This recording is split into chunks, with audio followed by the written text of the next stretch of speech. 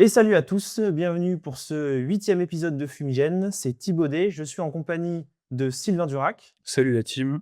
et de celui qui sera la star de cette émission, Théodore. Salut la team.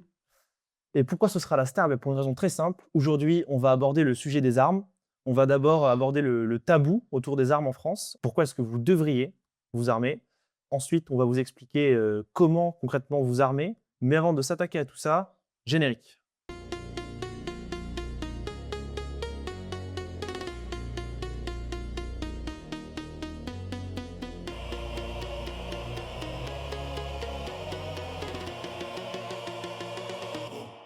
Fumigène.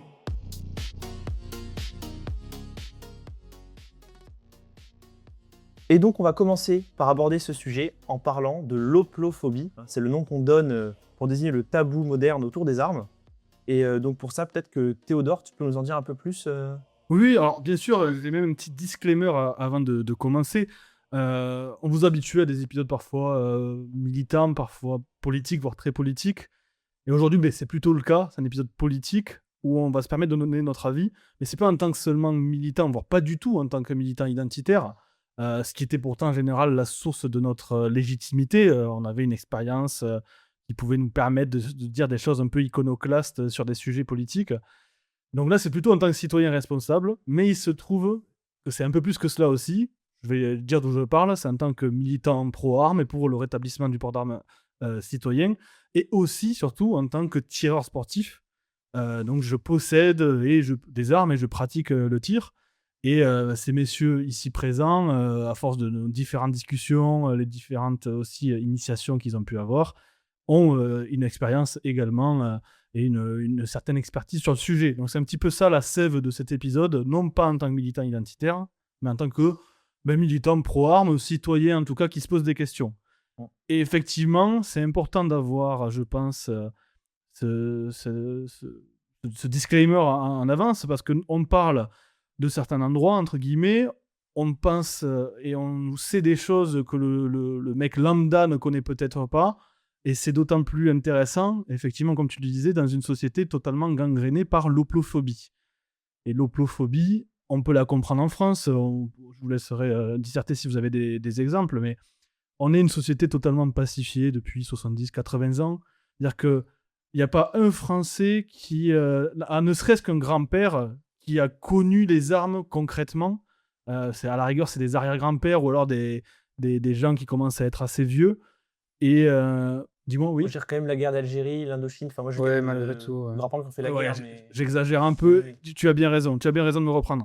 Mais globalement, la société est totalement pacifiée. Donc, à la rigueur, dans certaines comment dire, explications, des témoignages que peuvent avoir d'anciens militaires, mais déjà, il n'y a plus le service militaire. Donc, déjà, la majorité des gens en France n'ont ne serait-ce que jamais touché, voire même vu une arme, à moins de l'avoir vue à la ceinture d'un flic.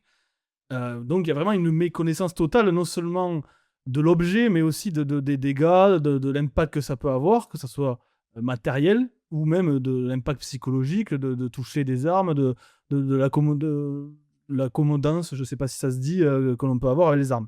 Donc ça explique de grandes choses, et ça explique pourquoi peut-être on a les smileys sur nos téléphones qui sont peu à peu remplacés par des pistolets à eau, qu'on a notamment, on a retrouvé juste avant l'émission, un spot publicitaire du service public, enfin pas publicitaire, mais vraiment un spot officiel du service public, sur le tir sportif justement, avec une arme qui tire une cartouche entière et non pas seulement la balle. Enfin, c'est le b.a.-ba pour les gens qui tirent, évidemment. Donc même l'État ne comprend rien aux armes, en quelque sorte. Ce qui découle justement sur ce qu'on a appelé l'hoplophobie. C'est pas un mot que j'ai inventé, et c'est notamment un mot qui est utilisé par l'ARPAC, l'association pour le rétablissement du port d'armes citoyen.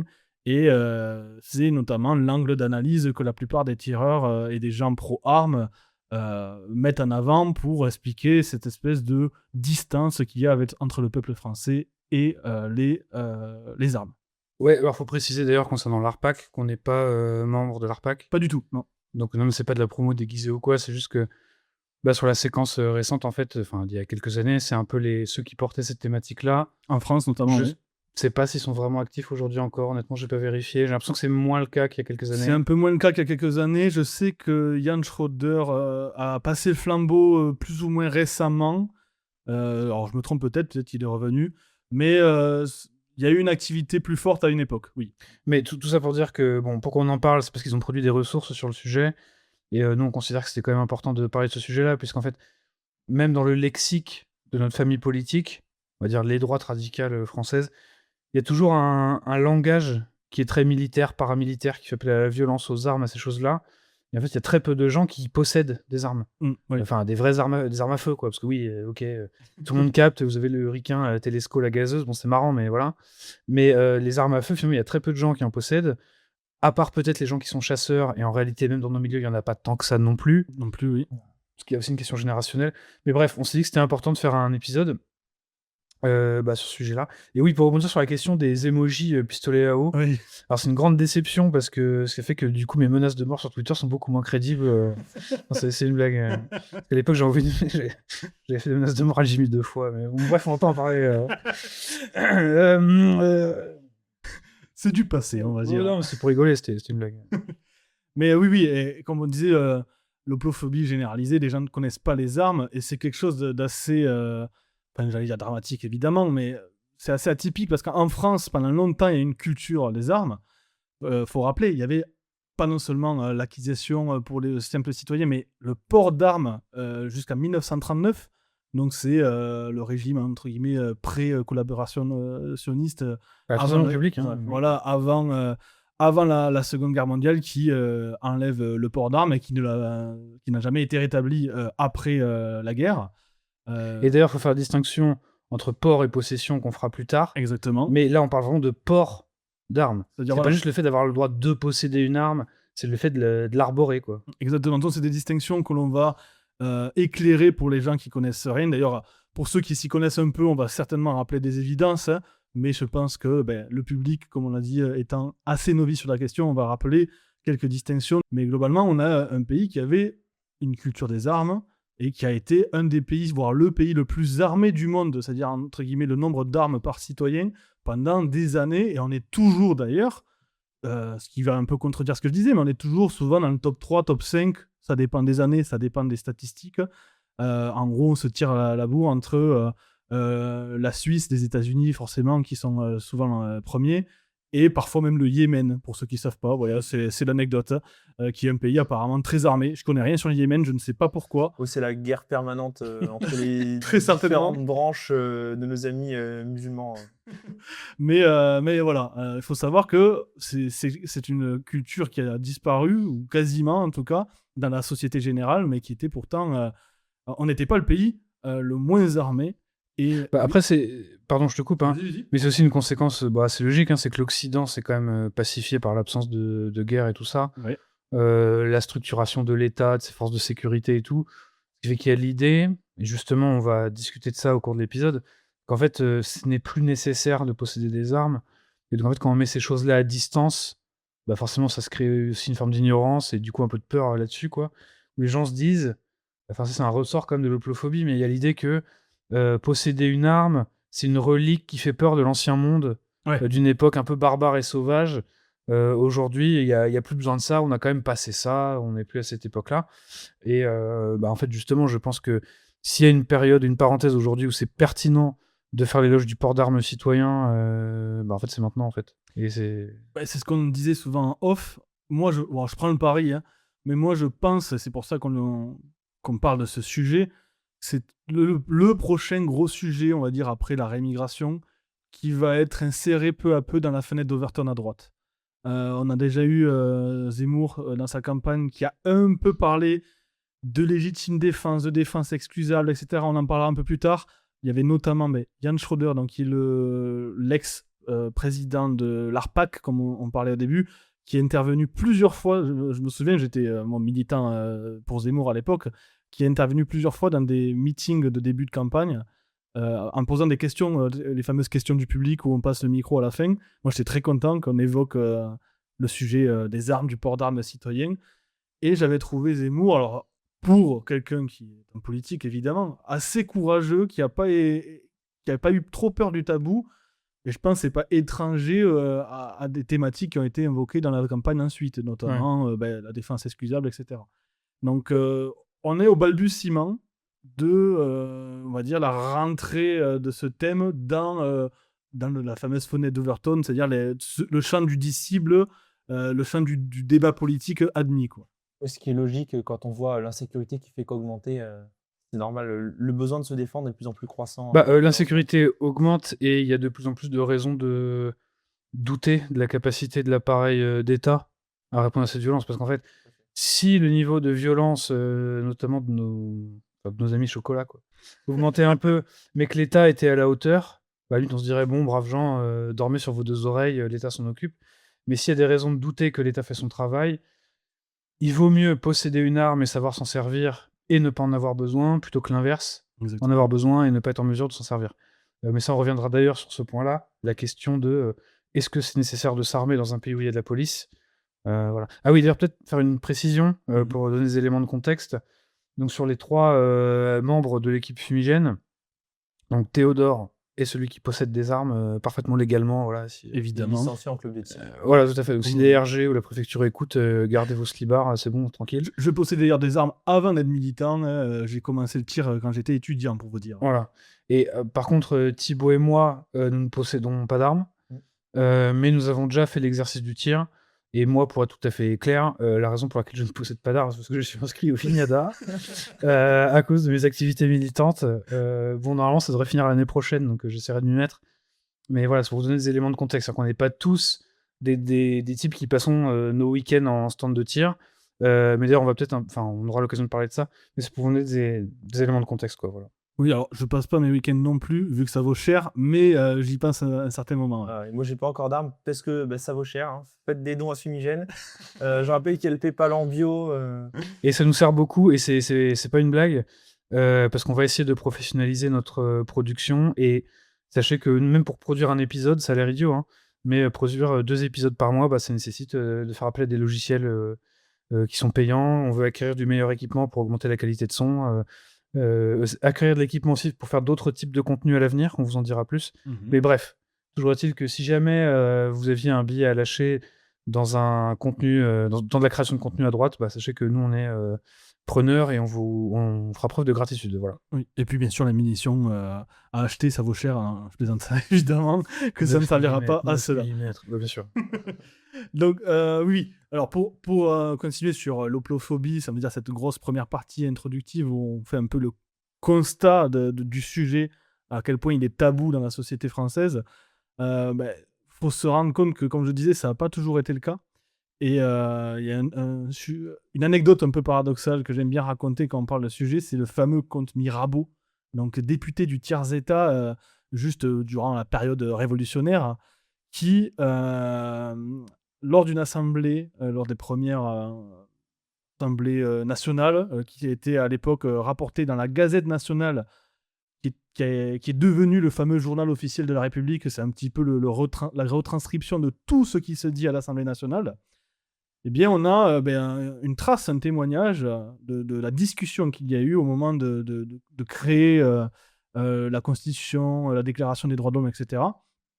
Et le fameux comte Mirabeau a proposé de mettre un certain article dans notre Constitution. Dans la DDHC. Dans la DDHC, voilà, pardon. Qui, je vais le citer, c'est très court, en tout cas c'est la partie intéressante. Il voulait y mettre « Tout citoyen a le droit d'avoir chez lui des armes et de s'en servir, soit pour la défense commune, soit pour sa propre défense, contre toute agression illégale qui mettrait en péril la vie, les membres ou la liberté d'un ou plusieurs citoyens. » Donc c'est ce qu'il a proposé de mettre. Et donc, comme je vous dis, toute la retranscription est disponible. On sait littéralement les discussions qu'il y a eu. Et du coup, on sait que cet article n'a pas été adopté. Et pourquoi ? Parce que ça paraissait évident, trop évident, que c'était pour eux un droit naturel d'être armé. Et c'est pour ça que ce n'est pas dans nos textes fondateurs qui régissent notre loi. Donc, quelque part, ne soyons jamais trop prudents. Même ce qui est évident, parfois, il vaut mieux l'écrire parce que ça a très mal évolué. Oui, parce que en fait, souvent, un des arguments qui justifie une sorte de peur des armes ou de culture anti-armes en France, C'est dire oui, mais nous, c'est pas comme les États-Unis, ça fait pas partie de notre mythe fondateur, cette question de la défense autonome et des armes. Bah, en fait, si, c'est juste que ça n'a pas été inscrit sur le papier. Exactement. Ce qui d'ailleurs est très logique, puisque un des idéaux révolutionnaires, c'est l'idée que le droit de posséder des armes n'est pas seulement une prérogative de la noblesse, qui est justement la classe de l'épée. Enfin, on se bat plus qu'au corps à corps à l'époque, évidemment, hein, mais il y a l'idée que porter des armes, c'est un signe d'appartenance à un ordre. Et justement, l'idéologie, en tout cas plus égalitaire de la Révolution française, considère que dans la mesure où les Français ne sont plus des sujets, mais des citoyens, ces distinctions n'ont plus lieu d'être, et qu'il est légitime pour un citoyen qui ne veut plus être un sujet, de pouvoir s'armer, alors légalement, légitimement. Mais alors, de mémoire, il est possible que je me trompe, mais je crois que c'était censé être l'article 10, quelque chose comme ça, de la DDHC. Je te crois sur parole. Et dans les discussions, en fait, Mirabeau fait cette proposition. Donc Théodore vous a cité l'article qui était prévu. Et les autres députés disent non, en fait, c'est une imbécilité de l'inscrire, puisque de toute façon, comment dire, c'est un droit naturel qui n'a pas à être inscrit formellement dans un document, dans le droit positif, dans la mesure où, de toute façon, comment dire, cette DDHC implique de toute façon être conforme au droit naturel, donc de respecter ce droit inaliénable de pouvoir défendre sa vie et sa propriété, sa liberté. Et de toute façon, si le droit positif venait à contrevenir à ces libertés, en fait, de toute façon, le droit naturel demeurerait. En fait, il y avait l'idée que c'était une redondance de l'inscrire, que c'était inutile. Visiblement, pas tant que ça, puisqu'en fait, il y a beaucoup de Français qui pensent, qui ne connaissent pas cette histoire, et qui se disent c'est bien la preuve que la France, en tout cas dans sa version où ça commence en 1789, alors ce avec quoi on est évidemment désaccord, mais c'est pas le sujet, en fait, non, les armes ne font pas partie de notre ADN culturel. Mais en fait, c'est faux. C'est juste qu'on considérait que c'était tellement évident qu'il n'y a pas de raison de l'inscrire. Ce qui est du coup l'inverse, en fait. Ça qui est insupportable, oui. Vous voulez dire un truc, pardon? Alors non, pas spécialement, j'ai juste embrayé sur autre chose parce que donc on parlait d'hoplophobie, c'est vrai que moi j'ai déjà discuté un peu du sujet des armes, soit avec des proches, des choses comme ça. Et le truc qui revient systématiquement, c'est qu'en gros, si jamais il y a le port d'armes, un accès facilité aux armes en France, ça va être le Far West, il y aura des tueries de masse, comme aux États-Unis, ce genre de truc. Bon, ça me fait rigoler, mais peut-être qu'on peut donner des arguments à ça. Alors ça, c'est le Far West, c'est l'argument typique qui vient en permanence. C'est ce qu'on va notamment beaucoup détaillé dans une certaine partie de l'épisode. Mais déjà, en fait, déjà la France, c'est déjà le Far West, je pense. Et si ça n'était pas, j'espère que ça soit le Far West. Au moins, dans le Far West, mais même les gentils avaient des armes, quoi. De nos jours, c'est l'argument typique. Hein, la loi ne désarme que ceux qui ne la respectent. Donc les méchants, ils auront toujours des armes. Si vous faites une loi anti-armes, ça ne condamnera au désarmement que le citoyen honnête. Et donc, que ce soit vrai ou pas, si vous pensez que le Far West n'est pas déjà en France, parce qu'il y aurait une loi qui interdit le port d'armes, je ne sais pas dans quel monde vous vivez. Oui, en fait, si c'était le cas, il n'y aurait pas des tueries en permanence à Grenoble, en fait. Oui, stop, en fait. Mais d'ailleurs, voilà, je pense que on peut faire sur le mois dernier en France, on ne se rend pas compte parce que ça tourne peut-être pas partout, mais de nos jours, c'est tellement récurrent, les tueries les fusillades de masse avec 2-3 morts, même si souvent c'est des mecs horribles qui se tuent entre eux, ok, mais des fusillades de masse ou des fusillades en tout cas publiques, il y en a toutes les semaines en ce moment en France. Rendez-vous compte, c'est peut-être pire, enfin c'est même évidemment pire que dans certains États des États-Unis. Parce que les États-Unis, bien sûr, c'est très disparate. Et pour cet élément du Far West, c'est toujours un peu marrant parce que c'est aussi là qu'on voit que, comment dire, il y a une sorte de manque de capacité de discernement un peu basique, parce que si on a quelques infos, par exemple si le français moyen avait cherché ces infos, il saurait par exemple qu'un des pays les plus armés d'Europe, c'est la Finlande. Oui. Pourtant, la Finlande, c'est pas le Far West, quoi. Il me semble pas que les Finnois, quand ils font des pochettes d'albums de black metal, et des Stetson sur la tête et un Colt à la ceinture en train de garder des vaches, quoi. Non, c'est un pays qui est éminemment calme, etc. Donc l'idée selon laquelle, et ça on y reviendra en détail, là on vous fait un peu l'avant-goût, mais c'est que n'oubliez jamais, en tant que Français, quand on vous parle de ces sujets de société, de réfléchir à partir de l'extérieur. C'est toujours l'idée en France que quand on parle d'un sujet, ce sujet ne se produit qu'en France, ou éventuellement aux US. C'est comme quand on parle de la sécurité sociale, les retraites. Il y a 2 pays au monde, c'est la France et les États-Unis, le reste c'est un genre de terrain vague pourri qui sert à rien. Mais en fait non, il y a plein de pays dans le monde avec plein de modèles différents, et en Europe, donc pas loin, pas au bout du monde, il y a des pays qui sont plus armés que chez nous, qui ont une législation qui fonctionne, et qui sont moins criminogènes que les centres-villes ou les banlieues qu'on connaît, quoi. Il y a même des pays en Europe avec du port d'armes. On le verra après. Alors, c'est quelques pays. On pourra en parler rapidement. Mais cette réaction, en gros, le monde, c'est les États-Unis ou la France. Laissez-moi mettre la petite aparté, mais c'est tellement typique du complexe d'infériorité français. C'est-à-dire que la France a eu une époque, on va dire, un peu glorieuse, etc., qui fait qu'on est vu parfois comme arrogant à raison à une époque, donc on a été déclassé depuis. Et les Français ont conservé un peu cette arrogance, mais quelque part savent que les États-Unis les ont déclassés. Alors les États-Unis, c'est le bouc émissaire. C'est les mecs qui sont cons, nous on est plus intelligents, nous c'est nous, ça fonctionne mieux, etc.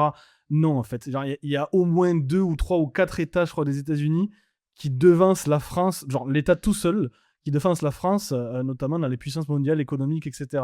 Il y a des États qui sont plus sûrs que la France dans sa globalité. Bref, il faut arrêter avec ce réflexe typiquement français de dire que la première puissance mondiale est nécessairement et systématiquement moins bonne que nous, alors que non. Mais en fait, c'est pas un problème d'aimer son pays tant que ça devient pas une forme de chauvinisme et donc de paravent pour l'ignorance, en fait, tout Exactement. simplement. On a souvent des arguments, des militants anti-armes qui reviennent et qui en fait sont très centrés sur les États-Unis. On a 2 arguments, je pense qu'on va pouvoir évoquer les 2. Souvent, on nous parle des tueries de masse. C'est un sujet quand même qui revient souvent dans les médias en France. Et donc le deuxième, c'est quelque chose qu'on a quand même semi-évoqué dans l'intro, c'est l'histoire du Far West aux États-Unis, Oui, bien sûr. la délinquance aux États-Unis. Je sais pas si tu nous en parlais. Bien sûr, alors je vais commencer par le plus évident, on va dire, c'est le fameux Far West des États-Unis, sans comprendre que c'est un pays avec littéralement une cinquantaine d'États qui ont à peu près la taille de la France et qui ont des réalités différentes. Et sans trouver des corrélations ou des anti-corrélations, je vais juste prendre les 2 méga contre-exemples qui cassent le côté oui, il y a plus d'armes et plus d'États-Unis, entre guillemets, ça fait plus de violence. C'est la comparaison entre l'Illinois, c'est-à-dire l'État de Chicago, et le Maine. Donc, on va commencer par Chicago, entre guillemets. Pour ceux qui ne connaissent pas, Chicago, c'est la Marseille des États-Unis. C'est le trou à rats, c'est la ville la plus criminogène du pays. Et là-bas, dans la législation sur les armes et le port d'armes est une des plus restrictives, on va dire, de tous les États-Unis. Donc, depuis certaines jurisprudences, il n'y a pas vraiment d'États qui peuvent totalement interdire le port d'armes, mais il y a des endroits où c'est seulement certaines personnes qui peuvent l'avoir, dans certains endroits, etc. Donc, à Chicago, il faut une licence, il faut passer des tests, etc. Globalement, c'est comme si vous étiez tireur sportif en France, mais que vous avez encore plus d'examens à passer. Donc n'importe qui ne peut pas avoir une arme. Je crois qu'il y a 24% des adultes dans l'Illinois qui ont une arme à feu. Donc c'est un taux relativement gros, mais pour les États-Unis, c'est très bas. Et pourtant, un pays où il y a des meurtres par arme à feu en permanence, il y a des gun-free zones pourtant partout. Donc des gun-free zones, c'est des espèces d'exceptions où le port d'armes est prohibé sur des zones géographiques précises. Et c'est un des États où il y a le plus d'exceptions. En fait, vous avez le droit juste vraiment dans la rue, mais dans les écoles, les écoles, c'est dans beaucoup d'États, mais il y a énormément d'endroits interdits au port d'armes. Et c'est quand même le pays le pire de tous les temps aux États-Unis. En tout cas, Chicago est la ville la plus criminogène des États-Unis. Le Maine, à contrario, on est sur un État où c'est simple. Le port d'armes, vous avez 21 ans, vous pouvez acheter et porter une arme. Tout simplement. 21 ans, c'est la majorité là-bas. Il n'y a aucune autre restriction. Vous n'avez pas besoin de passer un test ou quoi que ce soit. Tant que vous n'êtes pas interdit d'armes, vous êtes autorisé à porter une arme. C'est 45% des adultes qui sont armés là-bas, donc un taux très très haut. Et c'est simple, c'est l'État, top 1 des États les moins criminogènes des États-Unis, avec des chiffres comparables à la Suisse. Donc c'est un État qui est quand même plus sûr que la France en elle-même. Oui. Alors je vois déjà les auditeurs qui se posent des questions, mais comment ça se fait? Mais comment c'est possible? Quel est le facteur qui fait que Chicago est peut-être plus dangereux que le Maine? Je me demande. Et en fait, c'est marrant, parce que moi, quand j'ai eu cette info, je me dis, tiens, ok, le Maine est l'État le moins dangereux des États-Unis, mais c'est marrant, on va demander à Internet, en fait, quel est l'État américain le plus blanc. Et figurez-vous que, étonnamment, à la surprise générale, le Maine est l'État le plus blanc des États-Unis. Alors peut-être qu'il y a une corrélation. Hasard. On est à combien de pourcentage, Thibaut? 91%. C'est pas mal, ça, 91%. C'est ce que Henri Lescure appelait un bon coefficient de blancheur. C'est un peu l'inverse de l'équipe de France. Mais alors, coïncidence ou pas coïncidence? Bah, parlons de Chicago. Je veux dire, Voilà. peut-être qu'après Détroit, c'était de la ville Mais ça plus colorée de France, des États-Unis. bah, en fait, c'est-à-dire qu'il y a une vraie méconception des Français qui connaissent très mal les États-Unis. Ils n'ont pas de curiosité à ce sujet-là.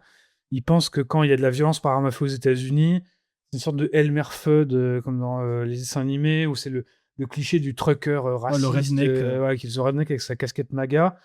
Non, la violence par flingue aux US, c'est un Renoir défoncé au crack qui tient alors déjà, en général, la majorité d'ailleurs des armes illégales sont des armes de poing. Oui. Des handguns, c'est pas du tout des fusils d'assaut, qu'il tient sur le côté en tenant son froc qui est en train de lui tomber dessus pour s'écharper pour un pack de Newport ou je sais pas quelle connerie. Et qui tire sur d'autres noirs. En fait. Ouais, tout à La fait. plupart du temps, oui. Voilà. Alors, évidemment, on généralise. C'est pas que des Noirs, parfois c'est des Mexicains. Et donc, mais essentiellement, c'est ça. C'est le truc évidemment que personne n'osera jamais dire sur un plateau de télé en France. Mais en fait, il y a une couleur du crime en réalité. Je fais exprès de Ils ont des prendre cette stats, hein. expression parce que c'était le nom des rapports de American Renaissance, donc le think tank de Jared Taylor, sur le découpage ethnique du crime qui s'appelait The Color of Crime. Donc voilà.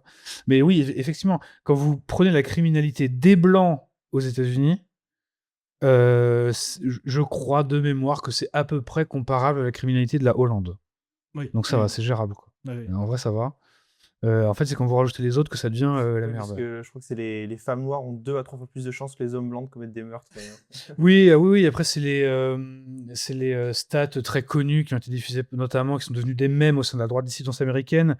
13% de la population commet 50% des meurtres. Oui, le fameux 1350. Voilà, 13-50. 1352. Il y a 13% de noirs aux États-Unis. Et d'ailleurs, en fait, c'est évidemment les hommes qui sont surreprésentés. Oui. Et donc, quand on prend les hommes noirs, c'est genre 6 ou 7% de la population totale qui commet genre 42% des crimes. Enfin, bon, bref. Mais oui, enfin voilà. Donc, ça, c'est vraiment la donnée évidente en fait, à prendre en compte tout simplement. C'est que c'est pas la disponibilité des armes qui cause le crime ou la violence par arme. C'est les gens qui s'en servent, tout simplement. C'est la blague que tu peux faire sur les gros. En mode, en fait, t'es pas gros à cause de ta fourchette. Oui, c'est tout la à fait. façon dont tu t'en sers. Exactement. Bah oui, et c'est comme quand, par exemple, il y a nos amis ultra-méditerranéens qui aiment bien prendre des bagnoles pour foncer sur les marchés de Noël. Et les titres de la presse, ça va être « Une voiture fait 12 morts Oui. ».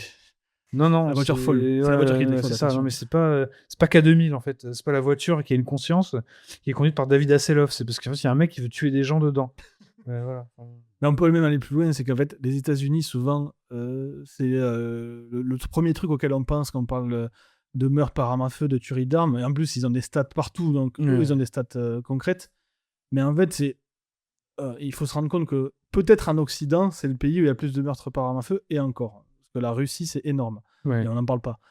Mais en fait, les États-Unis, je crois que c'est 73e ou 76e pays le moins sûr du monde. Alors, il y a 200 pays à peu près. Hein. Donc, en fait, Donc, dès qu'on en sort- Afrique. Hein, je oui, voilà, en fait, il y en a 50 en Afrique, il y en a 20 en Amérique latine. 20 au Sud. Moyen-Orient, mais ça va vite. Hein. Et en fait, voilà, les États-Unis ne sont pas du tout le pays le moins sûr du monde. Loin de En là. fait, ça dépend de là où vous foutez les pieds, puisque de toute façon, c'est un pays divers, ségrégué, très différencié, avec des variétés régionales et démographiques. Mais en fait, si vous allez même là où il y a les pires blancs des US, c'était dans l'Appalachie, en fait, la zone où il y a les montagnes, voilà. C'est en gros l'image du white trash dysgénique que vous avez dans les séries télé, ça vient de là. Et effectivement, ça fait partie des endroits où les blancs sont les plus criminogènes. Mais en fait, vous avez moins, mais 1 million de moins de chances de vous faire maraver qu'en allant dans n'importe quel bar d'immeuble d'un centre-ville français, en fait. Bien sûr, oui. Enfin, voilà, donc... Bah, la criminalité du Maine, encore une fois, là où il y a un port d'armes totalement le plus libéral possible dès qu'on est majeur et on a une arme, et on la porte, c'est une criminalité, je crois, qui est 3 fois moins que celle de Toulouse. Ouais. Non, mais en fait, et ça, c'est ce que cet enfant de putain de Michael Moore ne dit pas dans son documentaire pourri sur Bullying for Columbine, que moi j'ai dû voir 2 ou 3 fois au cours de ma scolarité, collège, cours d'anglais, lycée, machin, mais en fait, les Américains, ils sont rien qu'à être névrosés avec les armes et tout, machin. Bon, moi, ça que j'aime pas trop la gun culture aux US, je trouve ça un peu excessif, gênant, un peu performatif. Mais en vrai, non, la criminalité par arme des US ne vient pas parce que les gens sont puritains. Oui. Et voilà, et non, c'est pas ça le facteur. Ça n'a rien à voir. Bref. Non, rien à voir. Et justement, après, tu parlais de médias, parce que Ouais. la France se jette aussi sur la moindre Oui, non, occasion. mais, oui. D'ailleurs, on disait, là, il y a en ce moment même, il vient d'avoir une tuerie le jour où on passait. Alors, c'est au Canada, attention. Et au Canada, il n'y a pas le port d'armes, donc malheureusement, la personne n'écoutait pas les lois. Mais on a notamment un cas typique de désinformation. Là, on peut parler du terme. La fameuse tuerie de Sutherland qui est très connue au Texas, donc c'était en 2017, où on a un mec fou qui va bombarder dans une église, je crois, ou en tout cas après une messe. Il y a une bonne dizaine de morts et les médias français, tuerie encore une fois aux États-Unis. C'est la faute de la libération, enfin de la loi. Deuxième amendement. Bon, c'est la faute du deuxième amendement, c'est la faute de des lois trop permissives sur les fusils d'assaut, parce qu'effectivement, c'était un fusil d'assaut qui avait été employé. C'est la faute de la NRA, c'est-à-dire le lobby pro-armes des États-Unis. Et voilà, c'est les seuls sons de cloche qu'on entend. Alors, il se trouve que c'est une personne qui avait un fusil d'assaut évidemment illégalement possédé par des manquements en plus de l'armée il n'avait pas le droit, donc c'est pas un problème de loi. Il se trouve qu'il a été arrêté. Donc, quand je dis arrêté, il a été évidemment tué par un citoyen armé, lui aussi d'un AR-15. Évidemment, il faut une certaine puissance de feu pour répondre à une certaine puissance de feu et que vous avez du mal avec des 9 mm à contenir une horde de terroristes, par exemple, qui sont avec des kalash. Mais là, pareil, un AR-15, si le mec en plus a des gilets pare-balles, peut-être qu'il vaut mieux un AR-15 derrière pour l'arrêter. Donc c'est un citoyen armé d'un AR-15 légalement possédé cette fois-ci qui arrête le tireur fou. Et en plus, c'était un membre très important de la NRA. Donc on a un citoyen NRA légalement armé qui arrête une tuerie alors qu'il y a une dizaine de morts, mais peut-être il y en a eu 40 en fait. Donc le mec il met un headshot, enfin non je sais pas ce qu'il met au tireur fou qui était lui illégal. Mais le prisme des médias français a littéralement tout inversé, comme si le discours était évidemment biaisé, quoi. Bah oui, en fait, c'est juste apprenez à aimer vos maîtres, quoi. Vous savez que vous n'auriez pas le droit de vous défendre en France, mais est-ce si grave? Puisque de toute façon, ça, c'est des névroses d'Américains. D'ailleurs, on est très fiers que nous, quand des Français se font buter comme Thomas Oula, c'est sans arme à feu. Ouais. Donc, quelque part, est-ce que c'est pas un net progrès? Finalement, voilà, c'est un peu la proposition où vous avez le choix, quoi. Pour compléter vite fait sur les tueries, moi aussi souvent j'ai l'impression, alors j'ai pas de stat officielle, mais souvent quand même quand je vois ce genre de tuerie, je me renseigne et ça tombe quand même souvent juste. Souvent c'est juste dans des gun free zones où il n'y a pas d'armes. En plus, Bien sûr. bien sûr. Donc en fait, En fait, c'est aussi pour ça que tu as des tueries qui arrivent dans les écoles. Donc évidemment que le but, c'est pas que tout le monde dans une école pour des enfants de 8 ans soit armé. Enfin, ça, c'est un peu des trucs débiles. Mais évidemment que si vous êtes un zinzin qui veut faire un carton, bah, où vous allez? Bah, dans la zone où il n'y a pas d'armes. Mm. C'est un peu logique, en fait. Bien sûr.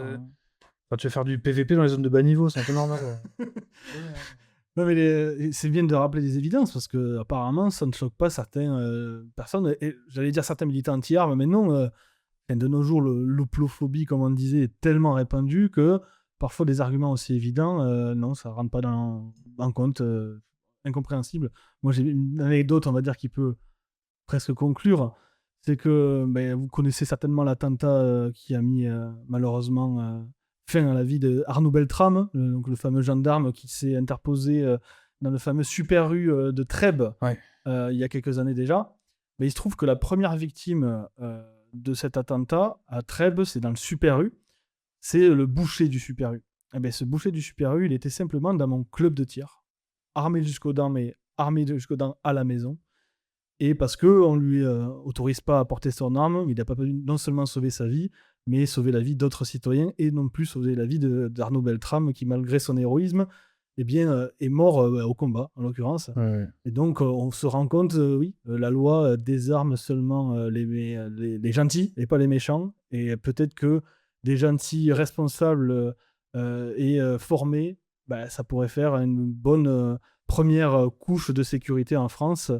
Et en tout cas, dans ce cas-là, moi, j'ai été particulièrement touché, paix à son âme d'ailleurs. Et Oui, tout à fait. Et paix à l'âme de tous les tireurs qui malheureusement peuvent succomber sans pouvoir se défendre malgré leur possession d'armes. Non, maintenant, on va peut-être s'attaquer à la partie un peu plus politique. Tout à fait. On va donner notre avis en fait sur pourquoi il faut que vous vous armiez. Ouais, tout à fait.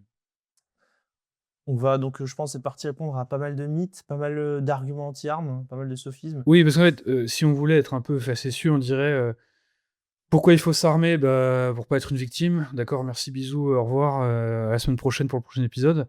Mais en fait, la question, c'est surtout que, on vous l'a expliqué dans la partie de contexte, il y a une culture très anti-armes en France, et même d'ailleurs, au sein de la droite, il faut pas croire. Je veux dire, quand on va. Je suis allé à pas mal d'événements de droite, des conférences, je sais pas, des colloques, de tout ce qu'on veut, où en fait, on rencontre des gens de droite, et même parfois plus à droite que le RN, hein, et quand on leur parle de cette question de l'armement, il y a le réflexe Projet France qui revient immédiatement, avec tous les mythes qui ont été débunkés 12 millions de fois partout. Mais voilà, où il y a cette culture anti-armes qui ressort. Et donc on s'est dit qu'on allait répondre à certains de ces mythes, les débunker, comme on dit, parce que soit, peut-être que c'est des mythes auxquels vous croyez, auquel cas on va essayer d'être persuasif, vous montrer qu'ils n'ont pas lieu d'être. Peut-être que c'est des mythes que vous avez déjà écoutés ou entendus au détour d'une conversation, mais vous n'aviez pas forcément les moyens d'y répondre. Bah, on va espérer de vous donner les ressources. Et plus globalement, en fait, notre but, mais on vous l'a dit en début d'épisode, c'est de montrer que bah, en fait, le combat de l'élargissement du droit à détenir une arme en France, ça devrait faire partie du combat politique de la droite, et que c'est pas du tout un délire de demander ça. C'est vrai qu'on n'y est pas aujourd'hui, mais à mon avis, en fait, c'est toujours pareil, avant que les choses changent, elles sont comme elles sont. Voilà, c'est un grand moment de philosophie. Mais il faut bien que ça commence quelque part et à un moment. Bon, voilà. Bref, sans plus attendre, est-ce qu'on peut commencer à s'intéresser un petit peu à ces mythes sur l'armement qu'on peut démonter? Mais d'abord, justement, avant même d'affronter des arguments anti-armes pour les casser, il y a peut-être des raisons de posséder une arme et d'élargir jusqu'au port d'armes citoyen qui sont des raisons, on va dire, positives, des raisons qui ne sont pas des simples contre-arguments. Moi, un truc qui m'a paru évident, c'est le manque de rites de passage qu'il y a dans la société. Les gens ne vont plus soit dans les religions, soit ne vont plus à l'armée. Donc, devenir un homme, on a aussi les enfants de plus en plus tard. Et donc, si c'est vraiment ça, le rite de passage à l'adulte, il arrive de nos jours, je crois, en moyenne à 34 ans. Quoi. Donc, à 34 ans, on est censé être un homme d'une autre façon, à minima. Et donc, moi, l'acquisition d'une arme, ça a joué un peu ce jeu, entre autres choses. D'ailleurs, le militantisme nous a aidés. Mais j'ai eu le poids de la responsabilité qui s'est mis sur moi. La société me fait confiance pour posséder une arme. Quelque part, c'est que je suis un adulte, quoi. Je suis plus un troufion, quoi. Donc moi, ça a vraiment fait cela. Et donc, ça peut être un outil aussi pour responsabiliser l'humain lambda. En France, on a quand même plus une sociologie de fonctionnaires assistés que de citoyens responsables et affirmés. Et ça pourrait être un vecteur pour amener à une société nouvelle, quoi. Bah, c'est aussi une manière, je trouve, de se prouver à soi-même qu'on peut se faire confiance. Ouais. Parce que c'est-à-dire, je possède un objet qui peut causer de la blessure, de la souffrance et de la mort, Oui. mais je sais que je suis capable d'en faire bon usage. Exactement. Donc ça crée une responsabilité vis-à-vis de la société aussi, mais vis-à-vis de soi-même, et ça envoie le message, quand on est un tireur responsable, etc., que oui, en fait, ça fait partie des responsabilités normales d'un individu en fait, de gérer sa défense et de pas immédiatement la sous-traiter, et qu'on peut... Enfin, comment dire, la violence ne disparaîtra jamais complètement de la condition humaine, en fait. Mhm. Donc autant apprendre à la maîtriser, tout simplement. C'est un peu une banalité, mais je pense que c'est aussi en ce terme-là que c'est un rite de passage, quoi. On passe du monde de l'enfance, qui est globalement pacifié, au monde des adultes, où la violence peut être présente, peut surgir, et il vaut mieux être prêt à y répondre, tout simplement, quoi. A priori, comme je disais, il y a un peu plus de 200 000 tireurs en France. Il n'y a pas eu de cas où il y a un cas tous les 40 ans, et c'est pas une tuerie de fou furieux. Enfin, il y a des attentats qui ont été faits, c'est pas par des tireurs sportifs, hein. Donc, a priori, les tireurs savent bien se tenir. Et je dirais que même moi, c'est presque un argument contre pour le public qui nous écoutera. C'est que même moi, ça m'a un peu inhibé. C'est-à-dire que ce poids de la responsabilité, il fait que quand on me fait une queue de poisson, je peux pas sortir et mettre un coup de coude, en fait. Parce qu'en fait, qu'est-ce qui arrive ? On va me prendre mes armes et je peux peut-être être jugé plus fortement. Donc ça me force à prendre sur moi et à être beaucoup plus chill. Donc certains vont se dire ouais c'est un poids dans le pied, mais après tout on n'est pas là pour mettre des coups de coude à tout le monde. Et il y a l'ARPAC aussi qui mettait en avant un fameux texte qui s'appelle Le port d'armes, c'est la civilisation. Globalement, je vais pas vous lire le texte pour aller le lire, il est connu, mais globalement, ça permet, dans une société où tout le monde est armé, où en gros la violence n'est plus une solution, donc il n'y a plus que l'argumentation qui peut primer, et plus la menace, plus la loi du plus fort, etc. C'est la fameuse citation de Colt aussi, Dieu a créé les hommes, je les ai rendus égaux. Ce pied d'égalité, sans que ce soit un argument gauchiste, il permet le débat public intelligent, d'où le fameux titre, le port d'armes, c'est la civilisation. Et au-delà de ça, s'il y a une tendance en ce moment, c'est les fameuses mégères de plus de 50 ans, voire 60 ans, qui se mettent au Krav Maga. En fait, il faut revenir aussi dans un contexte concret, de réalité. Même moi, qui suis pas le plus grand des sportifs, etc., bon, la mégère pro de Krav Maga, vu mon poids, etc., je lui mets un coup de coude, elle est morte, en fait. Ouais. Donc, un argument presque féministe, j'ai envie de dire, pour que les femmes puissent être en sécurité dans la rue, plutôt que de leur payer une licence de Krav Maga, mais payez-leur une licence de tir sportive et autorisez-les à porter. Voilà, le port d'armes citoyen, notamment pour les femmes, dans tous les pays où le port d'armes est disponible, il est évidemment pour les deux sexes. Et croyez-moi que les femmes, elles préfèrent avoir une arme que prendre des cours de Krav Maga lorsque elles se font attaquer par toute la matière différenciée, exotique qui puisse exister, quoi. Oui, puis c'est toujours plus efficace de sortir un CZ de son sac à main que la petite gazeuse mignonne dans un rouge à lèvres. Là. Et c'est plus efficace de sortir la gazeuse que de pousser le supposé cri magique qui fait fuir les agresseurs, Oui. etc. Enfin, de toute façon, Krav Maga, c'est des conneries. Enfin, c'est pas le sujet de l'épisode, mais ça, c'est vraiment un business de merde, le bullshito de sécurité. Enfin, bref, Ma tati Oui, s'est mis oui. au cours. En fait, faut comprendre que tout ce business-là n'existe pas, digression sans intérêt, hein, mais Non, c'est n'existe très pas important. comme moyen de se défendre, mais comme thérapie. Mais c'est plutôt ça, ouais. Ça me fait penser, je sais pas si vous avez vu, putain, désolé pour la digression, mais en ce moment, c'est la mode des femmes qui marchent sur des braises. Qui marche sur des... Non, T'as vu ça? j'ai Énorme. c'est quoi ça? En plus, c'était à Toulouse il y a pas longtemps, il y a eu un truc comme ça. C'est un mec qui s'est Développement payé une formation genre sur 2-3 jours, 900 balles. Et en fait, à la fin de la formation, elles font deux trucs. C'est que des femmes qui ont entre 40 et 60 ans. En fait, elles marchent sur des braises, voilà, elles font 3 pas sur des braises. Et elles cassent une flèche avec leur cou, un truc comme ça. En ce moment, c'est la méga mode. Mais j'ai vu ça. C'est vraiment les névroses. En fait, c'est très lié parce que c'est ça qui est pernicieux, que ce soit les braises ou les cours de Krav Maga. C'est qu'au-delà d'apprendre, que ce soit un tampon social ou d'apprendre des choses intéressantes, ça met dans la tête et ça convainc des femmes, ou des hommes d'ailleurs, hein, que ça y est, elles peuvent affronter n'importe quelle menace. Moi, je me souviens, ma tati, je suis désolé de lui taper dessus, en plus, j'adore ma tati. Depuis qu'elle a ça, elle a un petit peu ce truc de me provoquer en mode ouais, tu vois là. Et en fait, Garde ton calme, Tati, oui, mais je t'éclate comme une brindille. la dernière fois, je fais mine d'envoyer une patate à vitesse réelle, mais en m'arrêtant. Croyez-moi que ça passait à travers sa garde et ça allait l'enculer, quoi. Non, mais qu'on soit clair, je crois qu'il y a 99% des hommes qui ont une poigne plus forte que 100% des femmes. Sur la force, alors, à vérifier, mais je crois que c'est à ce point-là. Sur la force physique réelle, il n'y a pas match. D'où la phrase de Monsieur Colt.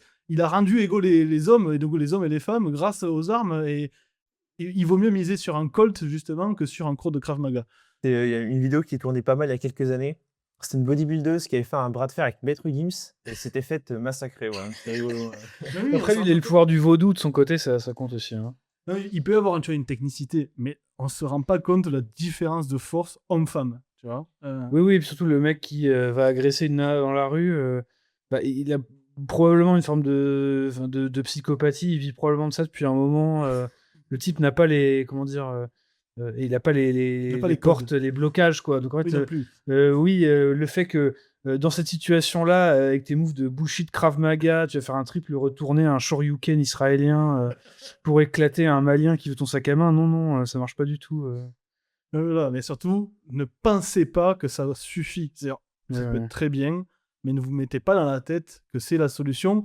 Soyez dans le concret. En fait, même moi qui suis, comme j'ai dit, j'ai un énorme gabarit, ben un agresseur qui vient justement potentiellement armé, etc., je fais pas le poids. Les armes, ça sert à ça, à rétablir l'équilibre entre l'assaillant et l'agressé. Entre guillemets. Mais dans ces cas-là, pourquoi est-ce que tu n'appelles pas la police, Théodore?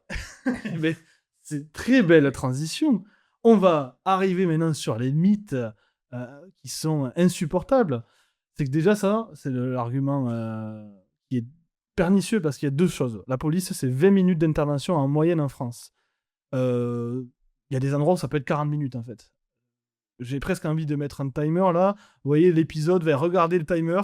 Dans 20 minutes. Tu sais ce que je vais faire? Je vais le faire. Je vais mettre un timer, on va continuer de parler, et quand on arrive à 20 minutes, je vais tous vous interrompre, et vous allez voir que c'est le temps fourchette basse pour l'intervention de la police, et on va rigoler. Hop, je lance. Pardon, Théodore, je te laisse reprendre. N'hésite pas, on pourra compter du coup, imaginez le nombre de coups de couteau que vous avez pris, et ça c'est en partant du principe que la personne était armée que d'un couteau. Et c'est aussi en partant du principe que la police est arrivée. Oui, aussi. Non seulement elle arrivera certainement pas avant que vous mouriez, mais peut-être elle arrivera pas en fait. Enfin, donc voilà, on lance le chrono, 20 minutes d'intervention en moyenne. Donc déjà, principe de réalité qui est oublié de plus en plus en France, c'est particulièrement sur ce sujet, pas possible. Mais moi, il y a quelque chose de plus pernicieux dans ça. C'est-à-dire que, mettons que la police arrive en 30 secondes. Dire que la police est là pour nous défendre, implicitement, ça veut dire que il y a qu'elle qui a le droit de nous défendre et que nous, on n'aurait pas le droit. Quand bien même, elle pourrait pas venir, elle peut pas venir, mais c'est même pas que tu dois attendre 20 minutes, c'est que si elle peut pas venir, tant pis pour toi. Donc ça met dans la tête que la défense n'est plus de notre ressort, encore infantilisation, etc. Et ça, c'est ce qui m'énerve le plus.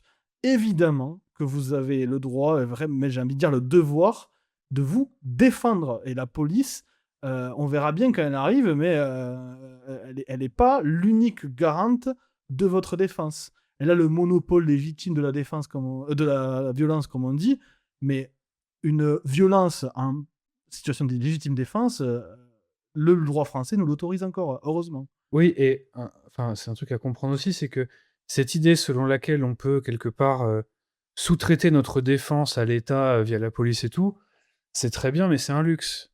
Oui. C'est-à-dire que déjà ça marche si vous êtes dans un pays qui est fonctionnel. Bon, pas de bol, vous êtes en France. Et même si ça marchait bien, ça veut pas dire que parce que la police peut vous défendre, il n'existera pas de situation où vous devez vous-même prendre cette responsabilité de vous défendre. Je veux dire, comment dire, c'est aussi une question de fiabilité, parce que si on arrive au point où même, de manière, dans le cas le plus légitime du monde, où vous avez les moyens de vous défendre, la possibilité technique, logistique, tout ce que vous voulez, vous ne le faites pas, je suis désolé, il y a aussi une question d'amour-propre. Oui. C'est con, hein, et je veux pas être un père la morale ou quoi, mais... Et puis là, encore, on parle du scénario où vous êtes tout seul. Imaginez, vous avez une famille, vous avez des proches, vous êtes même... j'en sais rien, vous êtes dans un chalet, un Airbnb, à faire un enterrement de vie de garçon avec des amis à vous, il y a des intrus, etc. Enfin, il y a un moment, vous n'êtes pas tout seul, quoi. Donc à la limite, si vous voulez vous laisser mourir, bon, très bien, mais si vous n'êtes pas tout seul, il y a quand même une responsabilité de défendre ses proches, notamment si eux-mêmes ne peuvent pas le faire, quoi. Et donc, en fait, il faut bien se dire, nous, en France, c'est vrai qu'on a été dressés à tout attendre de l'État, et sans faire dans le slope libertarien. Le problème aussi, c'est que ça crée, de fait, un désarmement, ce que les psychologues appellent la learned helplessness. Ouais. Alors, je sais pas comment on le traduirait, mais le fait, l'impuissance acquise, Oui, quoi, l'impuissance apprise, voilà. Et c'est très bien d'avoir un pays où il y a des forces de police qui sont dynamiques, réagissent bien formées. Évidemment que c'est mieux que l'inverse. Maintenant, oui, le monde politique civilisé, il demande de l'effort pour être construit, pour être maintenu, mais c'est pas automatique, c'est pas magique. Et le jour où les structures se mettent à déconner, de fait, même si c'est pas votre faute, c'est votre responsabilité. Exactement, mais il faut sortir de la pensée magique. Tu as dit le mot magique. Vraiment, il faut sortir de la pensée magique. Et très bien d'avoir appelé, en fait, nous, en tant que militants pro-armes et pro-port d'armes, c'est pas comme certains militants anti-armes nous le rabâchent. Ouais, vous avez un petit kiki ou vous avez des volontés meurtrières. Non, moi, c'est par amour de mes proches. En fait, à la maison, Ben oui, ma femme elle fait la cuisine et moi je m'occupe de la défense du foyer en fait. C'est logique, c'est logique que ce soit moi qui m'occupe de ce sujet et surtout c'est logique qu'il y ait quelqu'un dans le couple qui s'en occupe. Et ça, je ne comprends même pas en tant qu'adulte que la question non seulement ne se pose pas, mais lorsqu'elle se pose, on se dit ah merde, bah non, c'est pas mon rôle. Alors, à la rigueur, on peut se dire putain, j'ai mis du temps, putain, j'ai même pas une lacrymo ou une matraque chez moi, c'est vrai comment je défends ma femme. On peut se faire ben, justement admettre qu'on a pris du retard sur ce sujet, mais la réponse de certains, c'est en gros ouais, j'ai du retard, mais en fait, non, j'ai pas de retard parce que c'est pas mon rôle. Mais vous aimez pas votre femme en fait, vous aimez Ouais. pas votre enfant. Je ne comprends pas ce qui existe dans votre cerveau pour ne pas prendre ce devoir au sérieux. Ça, imaginez que vous habitez dans une zone pavillonnaire, vous faites cambrioler en pleine nuit, vous êtes dans votre chambre avec votre femme, dans la chambre d'à côté, il y a votre bébé qui dort. En fait, oui, c'est important d'avoir un Glock quelque part, quoi. Ouais, Bah, bien sûr. bah, le bébé, il peut attendre 20 minutes à prendre des coups de couteau, à les encaisser avec le torse, non? Je sais pas. Enfin, au bout d'un moment. Non, mais vraiment, il faut sortir de la pensée magique. Et d'ailleurs, il y a 2 contre-arguments hein, de plus. On parle de la police, de l'intervention. On est allé droit au but, temps d'intervention, etc. Mais déjà, toute la gauche est en train de militer pour le désarmement de la police. Oui, donc même s'ils arrivent, on sait Voilà. pas trop ce qu'ils vont foutre. Et voilà. Donc, Voilà. oui, la Je police pense est qu'ils vont désarmée. dialoguer. Alors ça, c'est le délire des gauchistes américains. C'est qu'en fait, les déchets biologiques et mentaux qui menacent de vous massacrer pour 5 $, en fait, c'est pas leur faute, c'est les victimes du capitalisme. Et donc, en fait, non seulement il faut désarmer la police, mais il faut remplacer la police par des travailleurs sociaux. Exactement. Donc, en fait, quand un type drogué jusqu'aux dents, qui a environ 17 de QI, et qui va probablement dévorer votre cadavre, débarque chez vous en éclatant la porte du salon, en fait, il faut qu'il y ait une assistante sociale donc une Jocelyne, 55 ans, avec du henné dans les cheveux, qui a milité à la CGT toute sa vie, qui va parler à cette espèce de barbare primitif en lui expliquant que non, il est aliéné par les structures économiques et par sa position dans l'appareil de production, et évidemment par le blanc triarcat colonial, et qu'en fait, elle va faire un jet de parole. C'est Fallout, quoi. On fait le jet de parole, voilà, qui est capé à 0 sur 100. Hein. Et espérer que ça marche, et de convaincre le mec de se dire, mais putain, mais c'est vrai, mais évidemment. Évidemment. Et je ne vais pas dévorer cette famille en étant éclaté à la poudre noire que je me suis injecté dans une plaie ouverte sur mon crâne. Évidemment, je vais travailler dans un jardin inclusif et évidemment faire des formations féministes, évidemment en fait. Mais c'est la vision que ces trous du cul diffusent en fait. Donc c'est pire encore que les armements de la police. C'est la transformation de la fonction répressive de l'État en fonction purement thérapeutique, selon une logique gauchiste incompréhensible, évidemment stérile, quoi. Donc, bref. Et au-delà des militants de gauche qui veulent désarmer la police, il y a aussi le fait que la police qui est armée est incompétente. On a encore eu un cas, alors c'était pas en France, je crois que c'était au Canada. Nous, c'est aujourd'hui, à l'heure où on tourne l'épisode, donc pour vous, c'était il y a quelques jours. Il y a une fliquette qui a flingué un rabbin. Alors, je sais pas si vous avez suivi l'histoire, mais On a vu. Alors, je décortiquais un peu les vidéos. Je m'avancerai pas encore, parce que vraiment c'est tout chaud, on peut se tromper. Mais de manière générale. Si on diffuse des fake news ici, on s'en fout. Non, mais là, il y a 2 sujets. Donc, les femmes dans la police, on en parle juste après. Et il y a le sujet de, oui, la police peut être relativement incompétente et c'est pas un clash anti-flic. Hein. Parce qu'en France, on a d'ailleurs des énormes, des très bonnes unités d'intervention. Hein, le GIGN, le RAID, tout ça, c'est réputé dans le monde entier. On a une gendarmerie aussi relativement bien entraînée. Mais la police, c'est simple. Il y a, donc c'est la Cour des comptes qui a levé une alerte, c'était en 2021 ou 2023, je ne sais plus, sur l'Île-de-France, avec plus de la moitié des flics d'Île-de-France qui n'étaient même pas à jour de leur formation et de leur nombre de tirs de formation tirés, qui représentait en gros le quota qu'ils devaient avoir pour pouvoir porter leur arme en exercice. Ce quota, il n'était pas rempli comme pour 50% des flics de l'Île-de-France, et il ne représente même pas une demi-séance d'un tirage sportif un peu chevronné. Moi, je me souviens quand on a fait l'initiation, notamment à Erga et à Thibaudet, ou même à Durac ici présent, je pense que vous avez plus tiré en une seule après-midi que 3 flics d'Île-de-France dans toute leur année, en fait. Mais en fait, c'est simple. Hein. Si vous êtes silver sur CS, vous avez plus tiré que le Condé moyen Île-de-France. Hein, Littéralement. Si vous êtes Gold Nova, n'en parlons même pas. Et je rajouterai un truc, c'est que non seulement, du coup, le flic moyen, on ne sait pas trop servir de son arme, mais en plus, quand on a vu toutes les affaires Naël et tout, qu'il y a eu quelques années, je pense qu'il a même peur de s'en servir, parce que ça va avoir des répercussions de malade. Bien sûr, ouais. Oui, vous avez 20 minutes d'attente et vous arrivez avec quelqu'un qui va pas oser tirer. Et en face, par contre, le mec avec sa poudre noire, il est prêt à bombarder. Ah bah, votre famille. clairement. Donc il faut revenir dans le concret et sortir de la pensée magique. Mais juste, ce qu'on disait, parce qu'on a commencé le truc, c'est dommage de pas le finir. Au moment où on tourne l'épisode, bon, c'est sorti dans la presse et tout, il y a un incel, visiblement, Apparemment, bon, c'est ouais. ce qui sort, on va voir si c'est vrai ou pas, à Montréal, qui a attaqué le siège social de Pornhub. Donc le mec a voulu faire un carton là-bas. Et en fait, une des fliquettes donc, intervient pour stopper le tireur.